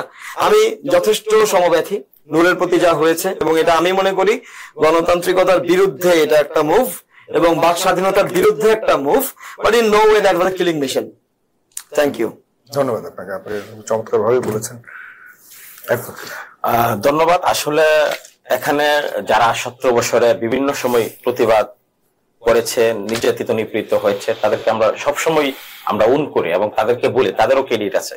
কিন্তু যখন একটা দেশে গণ অভ্যুত্থান হয়, তখন তো এখানে পুরাতন সিস্টেম ভেঙে যায়। এখন পুরনো সিস্টেম মানে রাখার জন্য যারা বারবার মানে মানে আমরা যে নতুন সংবিধানের কথা বলতেছি বা 72 সংবিধান দেশ আর চলবে না, যদি 72 সংবিধান বা বিদ্যমান সংবিধান যদি থাকতো তাহলে তো আমরা বড় পরিবর্তন করতাম না। এটা একটা 5 বছর পর যে একটা নির্বাচন হয়, নির্বাচনের মাধ্যমে যে একটি দল থেকে আরেকটি দল যে রাষ্ট্র ক্ষমতা লাভ করে, মানে এটা ধারাবাহিক একটা প্রক্রিয়া সংবিধানের মধ্য থেকে, কিন্তু এটা তো হয় নাই। এই যে আপনার বিগত যে তিনটা নির্বাচন ছিল, 3টা নির্বাচন এটা হতে দেখে নাই। এই জন্য তো প্রয়োজন হয়েছে গণ অভ্যুত্থানের। তো গণ অভ্যুত্থানের পরে সম্পূর্ণ মানে একটা নতুন একটা সংবিধানের প্রয়োজন, মানে যে কোনো রাষ্ট্রে যে কোনো জায়গায় এটা আমরা দেখেছি, কিন্তু এরা বাংলাদেশে কেন হয় নাই, বাংলাদেশে হইতে দেয় নাই, কারণ হচ্ছে তারা পুরনো সিস্টেমে আঁকড়ে ধরে রাখতে চায়। কারণ পুরনো সিস্টেমে আঁকড়ে ধরে রাখতে বিদ্যমান যারা আসলে রাজনীতি করছে বা যারা তরুণ প্রজন্ম, তারা আসলে নতুন বাংলাদেশের যে স্বপ্ন দেখছে, এটাতে দেখা যাচ্ছে যে যারা পুরনো রাজনীতিবিদ তারা আসলে তাদের রাজনীতি থাকবে না, এজন্য তারা হচ্ছে এটা দিচ্ছে না। তারা যে একটি পরিবার বা একটা ব্যক্তির রাজনীতি করছে এটা থাকবে না, এজন্য দেখা যাচ্ছে আমরা বলতেছি এখন যে ঐক্যমত্য কমিশনের এত আলাপ, এতগুলা রাজনৈতিক দল 32টা বা এর অধিক রাজনৈতিক দল এত আলাপ করলো, এতগুলা মানে বিষয়ে তারা অনেকগুলা বিষয়ে মানে একমত হয়েছে, কিন্তু এগুলো বাস্তবায়ন করতে দিচ্ছে না কেন? যদি নির্বাচিত সরকার যদি বাস্তবায়ন হইতো তাহলে তো এই কমিশনের কোনো দরকারই ছিল না। মানে মানুষ ভোট দিত, সংসদে যেত এবং তারা এই কাজগুলা করত, কিন্তু এটা তো কোনো প্রয়োজন ছিল না এত আলাপ বা এত সময় নেওয়া। বা আমরা বলতেছি যে প্রায় 1 বছর হয়ে গেছে সংস্কারের বিষয়ে কোনো রুটম্যাপ আমরা দেখছি না কেন? মানে এখানে স্পষ্ট এখানে পিছনে অর্থাৎ সরকারের পিছনে একটা সরকার রয়েছে বা যারা আছে তারা আমাদের এগুলা হতে দিচ্ছে না। জনগণের স্বপ্ন যে এতগুলা আমাদের যোদ্ধা সহযোদ্ধা যারা শহীদ হলো, রক্ত দিল, রক্তের পরিবর্তে যে আমরা নতুন বাংলাদেশের কথা বারবার বলছে, এখানে তারা এটা ব্যক্ত করছে। আচ্ছা, এখানে একটু সাইকোলজিক্যাল একটা ফ্যাক্ট আছে বলে আমি মনে করি যে বয়সের ইস্যুটাই টানি, উইথ ডিসরেসপেক্ট টু এনিওয়ান। এটা খুবই স্বাভাবিক যে 20 বছর বয়সে একজন তরুণ যুবক বা 20 থেকে 25-30 মধ্যে উনি যেভাবে ভাবছেন, আর যিনি এই বয়সটা পেরিয়ে অলরেডি 50 হয়েছেন উনি আর একটু ম্যাচিউরলি ভাবতে পারেন। হ্যাঁ, ম্যাচিউরিটি বিষয়টা এমন না কাউকে ছোট বড় করার জন্য, তবে একটা মত পার্থক্য, ভাবনার পার্থক্য থাকেই। এখন ওই যে পুরানো যারা যে ট্রেন্ডটা চালিয়ে এসছেন রাজনীতিতে, নতুনরা যারা আসতে চাচ্ছে, এখানে খুব সুন্দর একটা আগের কথা ধরে বলছি যে একটা কথা ছিল আপনার যে রাষ্ট্র ক্ষমতায় যাওয়া, মন্ত্রী হওয়া, এমপি হওয়া, আমরা ওগুলোর জন্য আসি নাই। হ্যাঁ, এই যে সামাজিক সাম্য, গণতান্ত্রিকতা, রাজনৈতিক ব্যাপার স্যাপার, ট্রেন্ড, কালচার, এগুলো নিয়ে কথা হচ্ছে। আমি এটাকে খুব মাইক্রো লেভেলে দেখি। আমি এই কথাটা সব জায়গায় সবসময় বলতে পছন্দ করি। আমি যদি আমার বাড়ির আশপাশ পরিষ্কার রাখাটা ইনশিওর করতে পারি, আমার ওয়ার্ডটা পরিষ্কার থাকবে। আমার ওয়ার্ড পরিষ্কার থাকলে আমার কনস্টিটিউয়েন্সি পরিষ্কার থাকবে। এইটুকু দায়বদ্ধতার আগেই আমি আগে ওই মন্ত্রী, ওই এমপি, ওইটা নিয়ে সমালোচনায় মানে অ্যাট্রিশন ব্যাটলে জড়িয়ে যাচ্ছি, প্রায়োরিটি সেট করতে ব্যর্থ হচ্ছি। আচ্ছা, একটু ভেঙে বলি, সে গণতন্ত্র কথাগুলো যে আমরা বলি, গণতন্ত্রের তো একটা ফরম্যাট আছে। একটা মানুষের ম্যান্ডেট নিয়ে কিছু নির্বাচিত প্রতিনিধি এসে একটা স্থিতিশীল রাষ্ট্র গড়বে, একটা সিস্টেমে পরিচালিত হবে, এটার একটা প্রক্রিয়া নির্বাচন। নির্বাচনটাকে শুধু একটা পার্টির এজেন্ডা হিসেবে কেন সামনে আনা হচ্ছে যে ওই পার্টি শুধু নির্বাচন করে, আর কেউ করে না? জিনিসটা কি এখানে? হ্যাঁ, আমরা এই জায়গাটাতে পয়েন্ট থেকে আমি শেষ করি। আতাউল্লাহ সাহেব, এই ব্যাপারে কিছু বলবার আছে কিনা? না, আমি জাস্ট ওই আগের পয়েন্টটা শেষ করে দেই, ওই কথাই শেষ করে দেই। একটা পার্টি কেন নির্বাচন করে, আর কেউ করে না? এই ব্যাপারটাই তো ভুল, স্টেটমেন্টে তো ভুল স্টেটমেন্ট। কারণ যখনই গণতন্ত্র বলছি, এটার সাথে ওই ফরম্যাটটা জুড়ে যাচ্ছে, ইন্টিগ্রেটেড হয়ে যাচ্ছে, যে ওইটার ফরম্যাটই হচ্ছে একটা সুষ্ঠু অবাধ নির্বাচন, যার মাধ্যমে পাবলিক তার অপিনিয়ন দিবে এবং পিপল উইল ডিসাইড যে আমার নেতা কে হবে। তো ওইটাতে আবার এত কন্ট্রোভার্সি কেন? শুধুমাত্র এই দাবিটাকে বারবার দেখতে চাচ্ছে এবং করতে চাচ্ছে, নির্বাচনটাকে করাতে চাচ্ছে। আর একটা ইন্টারেস্টিং ব্যাপার হচ্ছে যে বিএনপি নিজে আসবার জন্য এটাই যাচ্ছে, এইটাও কেমন জানো? হ্যাঁ, বিএনপি কে কেউ ভোট না দিক, না আসুক, বিএনপি পাবলিক উইল ডিসাইড আমি কাকে ভোট দিব, আমার অধিকার আছে, আমি তাকেই ভোট দিব এবং অ্যাকিউমুলেটিভলি যে সংখ্যাগরিষ্ঠতা পাবে সে সরকার বানাবে। বিএনপি তো বলছেন আমি আসতে চাই। তাহলে এই যে মাঝখানে কনসেপচুয়াল যে গ্যাপ গুলা, এগুলা তৈরি করাটাই অনর্থক বলে আমার মনে হয় আর কি। একদমই আমরা তো নির্বাচনের বিপক্ষে না, আমরা তো ভোটাধিকার থেকে বঞ্চিত হয়েছি। আমরা তো তরুণ প্রজন্ম যারা আমরা 2008 সালে আমরা এসএসসি পরীক্ষা দিয়েছি, তো আমরা এরপর তো আমরা ভোট দেওয়ার সুযোগ লাভ করি নাই। আমরা তো নির্বাচনের কিন্তু বিপক্ষে না, কিন্তু এর সাথে আমরা সংস্কার এবং বিচারটা চাচ্ছি। কারণ আমরা দেখেছি বিচারের নামে বছরের পর বছর মানে আপনার হচ্ছে যারাই নির্বাচিত সরকার তারা বিচারের নামে বারবার ক্ষমতায় আসছে, যে ক্ষমতায় এসে বিচার করবে, কিন্তু বিচারের নামে রাজনীতি করছে, কিন্তু আমরা সঠিক বিচার দেখি নাই। সংস্কার এবার যদি না হয়, আমরা বিশ্বাস করি এটা কখনো হবে না। কারণ এত রক্ত, এত জীবন, এবং যে সংবিধানের ভিতর থেকে তারা নির্বাচনটা করতে চাচ্ছে, এই সংবিধানে এখনো শেখ হাসিনা বৈধ প্রধানমন্ত্রী বাংলাদেশের, এবং 2029 সালে নির্বাচনের একটা সময়সীমা।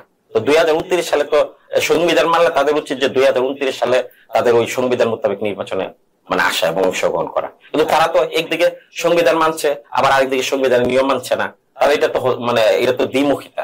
মানে সংবিধান মানলে মানে যথাযথভাবে মানতে হবে। তারা যদি সংবিধানের কথা বলে, আমরা তো সংবিধান ফেলে দিচ্ছি, এখন শেখ হাসিনা নাই, কিন্তু সংবিধান মোতাবেক শেখ হাসিনা বৈধ প্রধানমন্ত্রী। এবং আমরা যারা এত জুলাই গণ অভ্যুত্থান করেছি বা যারা আছে, এটা একটা মবের মাধ্যমে হয়েছে সংবিধান মোতাবেক বাংলাদেশে। আমরা তো এটা হতে চাচ্ছি না। আমরা সংবিধান, নতুন সংবিধান লাগবে।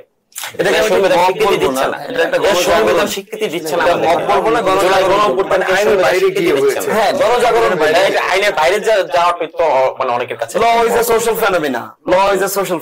মানে মানুষই ল বানায় ভাই, ল মানুষকে বানায় না। আমি যে কথা বলতে চাই সেটা হচ্ছে আসলেই এর আগে তো বারবার সরকার চেঞ্জ হয়েছে, কিন্তু গণতন্ত্র কিন্তু একই ফরম্যাটে আছে। হ্যাঁ, যখনই যে ক্ষমতা আসে তখনই সে রাবণ হয়ে যায়। হ্যাঁ, এই জন্য আমরা যেটা চাচ্ছি সেটা হচ্ছে এই গণতন্ত্র ফরম্যাটকে চেঞ্জ করতে হলে প্রশাসনে যে নির্বাচন কারা নেবে, প্রশাসন নির্বাচন নেবে, প্রশাসনের ফরম্যাটটা চেঞ্জ করতে। এখানে যে শুদ্ধ অভিযান চালাতে হবে, এখানে প্রশাসনে যে আওয়ামী লীগ দোষর আছে তাদেরকে চেঞ্জ করতে হবে। তাদের চেঞ্জ কিভাবে করবেন, এখানে সংবিধান চেঞ্জ করতে হবে। সংবিধান চেঞ্জ করে সকল দলের অংশগ্রহণে সকল দলের মতামতের ভিত্তিতে একটা নতুন ফরম্যাটে নির্বাচন হতে হবে। যেই নির্বাচনে মাধ্যমে নতুন ফরম্যাটে নতুন গভর্নমেন্ট আসবে, যারা আর কখনো ফ্যাসিজম কায়েম করতে পারবে না। এখন যে নির্বাচন, যে রোডম্যাপটা তৈরি হয়েছে, যে রোডম্যাপটা দিয়েছেন, এই রোডম্যাপে যে নির্বাচনটা আসতেছে এটা আগের ফরম্যাটে আসতেছে। এখানে আমরা কোনো চেঞ্জ কিছু দেখতেছি না। তার মানে কি, আপনি কিভাবে ভোট কেন্দ্রে যাবেন, ভোটের কারা নিবে? যারা গত 16 বছর এখানে ক্ষমতা ছিল তাদেরই অফিসাররা এখানে ভোট নিবে। হ্যাঁ, তারা তো চাচ্ছে যে একবার আমরা খাবো, একবার তারা খাবো, একবার আমরা খাবো, একবার তারা খাবো, ওই ফরম্যাটে আবার চলে আসতেছে। আপনারা যারা এভাবে চাচ্ছেন, আপনারা কি চাচ্ছেন? আপনারা কি চাচ্ছেন যে সরকার এভাবে টানা থাকুক? না, সরকার টানা থাকুক। আমরা চাচ্ছি যে নতুন একটা সংবিধান প্রণয়ন হয়, নতুন জুলাইয়ের যে একটা সনদ বলেন বা নতুন সংবিধান বলেন, একটা নতুন সংবিধানের মাধ্যমে এটা সকল দল যৌথভাবে করতে হবে। সকল দলের মতামতের ভিত্তিতে করবে, কাদের নেতৃত্বে না, সকল দলের মতামতের ভিত্তিতে। এখানে কোনো ব্যক্তির মতামতের ভিত্তিতে না, যারা রাজনীতি করে, যারা জনগণকে ম্যান্ডেট দিবে। সেটার জন্য তো সময় দরকার। আপনি চান হ্যাঁ, সময় তো লাগবে। সময় লাগলে অবশ্যই সময় নিবে। সমস্যা কোথায়? গত 16 বছর কি দেশের জাতি অপেক্ষা করছে না সঠিক গণতন্ত্র? বর্তমানে যে পরিস্থিতি যাচ্ছে, সরকারের সক্ষমতার অভাবে এমন পরিস্থিতি বারবার সম্মুখীন হচ্ছে। আপনি মনে করেন এই বিষয়গুলো চলমান থাকুক? আমি ওই যে একই কথাই বারবার বলতেছি যে এই সরকার যে সক্ষমতা অর্জন যে ব্যর্থ হচ্ছে, এই ব্যর্থতার পিছনে কারা দায়ী? এই জন্য তো আমরা বলতেছি আমাদের ঐক্যতা। কারা দায়ী? প্রশাসন দায়ী। প্রশাসনের যারা আওয়ামী লীগ দোষর তারাই দায়ী, এবং তাদের সাথে যারা ভারতের ইন্ধন আছে। এখানে একটা গ্রুপস আছে যে অতি দ্রুত নির্বাচনে আওয়ামী লীগ কিভাবে রিফাইন্ড হইতে পারে, আওয়ামী লীগ কিভাবে আবার ঢুকতে পারে, এটা একটা তো চক্রান্ত চলতেছে। আমরা তো চাচ্ছি যে বিএনপিও আসুক, সবাই আসুক, একসাথে বসে আমরা সবাই যেন আর কখনো গণ অভ্যুত্থান না হয়, আর কখনো যেন কোনো মায়ের কোল খালি না হয়। আমরা তো সেই জিনিসটাই চাচ্ছি। আমরা তো বলতেছি না যে ক্ষমতা আমাদের হাতে আসুক, আমরা চাই বিএনপি ক্ষমতা আসুক। বিএনপি জনগণ তাদের সমর্থন বেশি, আমরা মেনে নিছি নির্বাচন ছাড়াই। কিন্তু আমরা চাচ্ছি যে এমন একটা ফরম্যাট আসুক যা কোনো মায়ের বুক যেন খালি না হইতে হয়, আর কখনো যেন গণতন্ত্রের জন্য অন্য কোনো দল কানতে না হয়। আমরা ওই ফরম্যাটটা চাচ্ছি। এটার জন্য আমরা চাই সবার একটা আন্তরিকতা, প্রত্যেক দল স্ব অবস্থান থেকে আন্তরিক ভাবে আসুক। এখানে একটা নতুন চরিত্র তৈরি করা হোক। নতুন, যেহেতু এখন যে সংবিধান আমরা বলছি, সংবিধান কিসের? যখন গণ অধিকারের আপনাদের দলের অবস্থান কি নির্বাচন প্রশ্নে? আমাদের দলে নির্বাচন প্রশ্নে আমাদের দল একদম পরিষ্কার, যেটা সেটা হচ্ছে আমরা চাচ্ছি যে এমন এক নির্বাচন আসুক। ফেব্রুয়ারিতে নির্বাচন ধরেই কিন্তু এখন এগোচ্ছে সবকিছু। হ্যাঁ, কিন্তু এটাই তো আমরা তো চাচ্ছি, যদি আজকে যদি পিআর পদ্ধতিটা যদি বিএনপি মেনে নিত, তাহলে আজকে নেক্সট জেনারেশনে আর কখনো মায়ের কোল খালি হওয়ার সম্ভাবনা কম থাকতো, কারণ সেখানে সকলে একটা অংশগ্রহণ থাকতো সংসদে। এখন দেখা যাচ্ছে যে আমরা যারা জুলাই অভ্যুত্থান বলেন বা যারা গণ অধিকার বলেন বা এনসিপি বলেন বা যারা রাজপথে ছিল, এরা তো উদীয়মান তরুণ, কিন্তু আপনার রুট লেভেলে যে সাংগঠনিক যে সক্ষমতা, সেটা সেটা নির্বাচন দিলে দেখা গেছে বিএনপি 250 সিট পাইলো বা 170 সিট এককভাবে সে সরকার গঠন করলো। আওয়ামী লীগ তো এককভাবে সরকার গঠন করছে না? সেখানে কি পাইছে জনগণ? কিছু পায় নাই। সেই একই কাজে যদি বিএনপি একই অবস্থা থাকে, একই অবস্থা সৃষ্টি হবে আবার 100% হবে, এটা নিশ্চিত থাকেন আপনি। এটা আমরা 1971 সাল থেকে এটাই দেখে আসছি। যার কারণে আমি আবার বলি, বিএনপির উচিত ক্লিয়ার মেনে নিয়ে সকলের অংশগ্রহণে একটা জাতীয় সরকার গঠন করা, জাতীয়ভাবে সংসদে যাওয়া। জি, এটা হচ্ছে আমার কয়েকটা কথা আপনি বলেছেন, শেষ করছি আমরা অনুষ্ঠানটা। Okay. জাস্ট আপনি যদি 1 মিনিটে কোনো কিছু বলবেন। হ্যাঁ, 1 মিনিটে বলা যাবে। আচ্ছা, অরাজকতার পিছনে প্রশাসন দায়ী, একটা কথা বলেছেন আপনি। দেখেন, complaining is a symbol of weakness. আমি মনে করি যে মানুষ মানে জাগরণ করে, just allow me to finish please। তো যে মানুষ জেগে উঠেছিল, যেই অসৎ পুলিশ কর্মকর্তাদের পিছনে, দুর্নীতিবাজদের পিছনে, তারা একটা সার্বিক জাগরণ হয়েছিল এবং থানা পুড়িয়ে দিয়েছে, মানুষকে পিটিয়ে বের করেছে, ঝুলিয়ে রেখেছে। এটা কিন্তু খুব বেশি দিন হয় নাই, কিন্তু 1 বছর প্লাস। হ্যাঁ, তো এই সময় এসে আবার সেই প্রশাসনকে এত প্রায়োরিটি দিয়ে, এতটুকু মানে প্রশাসনকে বলতে, ওই ধরনের প্রশাসনকে প্রায়োরিটি দিয়ে, এটা আমি নিজের মধ্যে নিয়ে নিচ্ছি ওই ভীতিটাকে, এই ওনিংটাই কিন্তু ভুল হচ্ছে বলে আমার মনে হচ্ছে। উইল নট ওন ইট। আমরা বলবো না যে দুর্নীতি হবে, ঠিক আছে, will protest it, all out যাব। আর কোনো গণ অভ্যুত্থান না হোক, আপনি চেয়েছেন, আমি চাই গণ অভ্যুত্থান হোক। ইয়েস, কোনো মায়ের কোল খালি না হোক, কারণ আমার সন্তান তো মরে নাই। আমার জন্য বলাটা হয়তো সহজ, যার সন্তান মরে গেছে তিনি হয়তো চাইবেন না, আমি ওটাকে রেসপেক্ট করেই বলছি। আমি চাই গণ অভ্যুত্থান হোক, জারি থাকুক, বিকজ যখনই অরাজকতা নামবে আবারও জাগরণ হইতে হবে, এই সিস্টেম জারি থাকতে হবে, we have to keep speaking. আচ্ছা, লাস্ট ওয়ান হচ্ছে যে নির্বাচন চাওয়ার বিষয়ে বলেছেন, আপনাকে ধন্যবাদ। নির্বাচন তো একটা সিস্টেমে চাইছেন, এটা তো তাও চাচ্ছেন আপনারা। অনেকে তো নির্বাচন চাচ্ছেই না, কেন চাচ্ছে না তার কোনো সুস্পষ্ট ব্যাখ্যা নাই, কেন চাচ্ছে না। নির্বাচন তো গণতান্ত্রিকতার একটা চূড়ান্ত সিস্টেম, একটা ফরম্যাট। সবাই চাচ্ছে, এটা আপনি ভুল মেসেজ বলতেছেন। এখানে আমি মনে করি এখন যে দলগুলোকে প্রাধান্য দিচ্ছেন সবাই নির্বাচন চাচ্ছে, কিন্তু একটা নতুন ফরম্যাটে চাচ্ছে, কারণ এই ফরম্যাটে হলে সকলে একটা অংশগ্রহণ থাকবে। এখানে কেউ আর একক এখানে নির্বাচনের বিপক্ষে কেউ না, আমরা সবাই নির্বাচন চাই, কিন্তু ওই যে 2014 সাল 18 এবং 24 মতো নির্বাচন চাই না। ডেফিনেটলি আমরা স্পষ্ট দেখতেছি এরকম একটা নির্বাচন হচ্ছে। Definitely not. 14-18 রিপিট হোক, এক্সপেকটেশনের সাথে যাতে মিল যাতে আবারও আগের মতো অবস্থা তৈরি না হয়, সেই জায়গাতেই অবস্থা তৈরির ব্যাপারটা একটুখানি অ্যাসুরেন্স যে আমরা আর ফ্যাসিবাদ দেখতে চাই না। একটু ইন্টারেস্টিং এই ব্যাপারটাই, অবস্থা তৈরি হওয়ার ব্যাপারটা একটু ইন্টারেস্টিং। দেখেন, মানুষ যদি বিএনপি কে সাপোর্ট করে, BNP will get the mandate. মানুষ যদি না সাপোর্ট করে, বিএনপি ওয়ন্ট গেট ইট। আপনি কিভাবে বুঝবেন যদি একটা একতরফা নির্বাচন হয়, আগের মতো হয়? আগের মতো যদি জনগণ যদি তার এখানে আমি যদি আমার সাথে যে ঘটনাটা ঘটেছে, আপনার প্রধান নির্বাচন কমিশনে, প্রধান নির্বাচন কমিশনার এবং বাকি 4 জন কমিশনার উপস্থিত ছিলেন। সেখানে আমার নির্বাচন এলাকার 3টি ইউনিয়নকে কেটে নিয়ে গেল রুমিন ফারহানা, সে মানে আবেদন করে। তো আমি এখানে আপত্তিপত্র জমা দিয়েছি। সে দীর্ঘক্ষণ তার পক্ষে যুক্তিতর্ক উপস্থাপন করেছে। যখন আমার পালা এসেছে তখন সে তো আমাকে এখানে বাধা দিয়েছে। সে স্পষ্ট নির্বাচন কমিশনের যদি সৎ সাহস থাকে, এখানে সিসিটিভি ফুটেজ আছে, এটা সে প্রকাশ করুক, দেখুক। সে ওখানে জিডি করেছে, আমি বলছি একটা মামলা করতে, আমি তো মামলা করার পক্ষে, তাহলে সে দেখুক এখানে কে দোষী। অর্থাৎ এখানে প্রধান নির্বাচন কমিশনের সামনে একজন, আমি একটা রাজনৈতিক দলের প্রতিনিধিত্ব করি, আমি যদি কথা না বলতে পারি, আমি যদি ওখানে আমার যুক্তিতর্ক উপস্থাপন না করতে পারি, তাহলে এখানে দেশের যে ভোটাররা আছে তারা কিভাবে নিরাপদে ভোট কেন্দ্রে যাবে? যারা প্রার্থিতা করবে, জানি জনাব আতাউল্লাহ সেদিন তো মানে আপনি তেরে গিয়েছিলেন ভিডিওতে। এখানে আমি আবারও বলছি, সুস্পষ্টভাবে সিসিটিভি ফুটেজটা পাবলিক করা, কারণ এখানে আমি তেরে যাই না। এখানে আমি সবার শেষে আমাকে যখন পিটিয়ে ফেলে দেওয়া হয়েছে, আমি ধরি নাই, আপনার স্পষ্ট। সবার শেষে আমি আবারও আমার জায়গায় যেখানে আমাকে সরিয়ে দেওয়া হয়েছে, রুমিন ফারহানা আমাকে ফেলে দিয়েছে এবং তার সাঙ্গপাঙ্গ আমাকে টেনে যেভাবে মারধর করে আমাকে একেবারে পিছনের দরজা নিয়ে ফেলে দিয়েছে, আমি ওখান থেকে উঠে এসে সবার শেষে এখানে আসছে যে এখানে আমার কথা বলার সুযোগ দেওয়া হলো না কেন? এটা আমার জায়গা ছিল, এটা তো তখন সুযোগটা, সময়টা আমার জন্য বরাদ্দ ছিল। তো আমি এটাই বললাম যে আমাকে কেন সুযোগ দিলেন না আপনারা? মানে এটা তো আমার এই আমরা যে অভ্যুত্থানের নাকি রুমিন ফারহানা দেয়? রুমিন ফারহানা তার গুন্ডা পান্ডা যে সাঙ্গপাঙ্গ আছে তারা সম্মিলিত ভাবে আমাকে পিটি এখান থেকে সরিয়ে দেওয়া হয়েছে, আমাকে টেনে হিসেবে নিয়ে গেছে। আপনার সিসিটিভি ফুটেজটা দেখেন না কেন? আমি বারবার বলি, সৎ সাহস থাকলে রুমিন ফারহানা যদি মানে ওরকম রাজনীতিবিদ হোক, সে যদি উলিয়া হাতের মেয়ে হয়ে থাকুক, সিসি ফুটেজটা সে বলুক, চাক।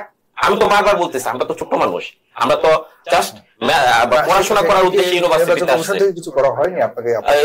নির্বাচন কমিশন জিডি করেছে, আমরা বলতেছি এটা মামলা করার জন্য, কারণ তার তো এটা দায়িত্ব। এবং নির্বাচন কমিশনের বৈধতা নিয়ে এখানে প্রশ্ন উঠছে, কারণ সে যদি সঠিক নির্বাচন করতে চায় তাহলে ঘটনাটা জাতির কাছে স্পষ্ট করতে হবে।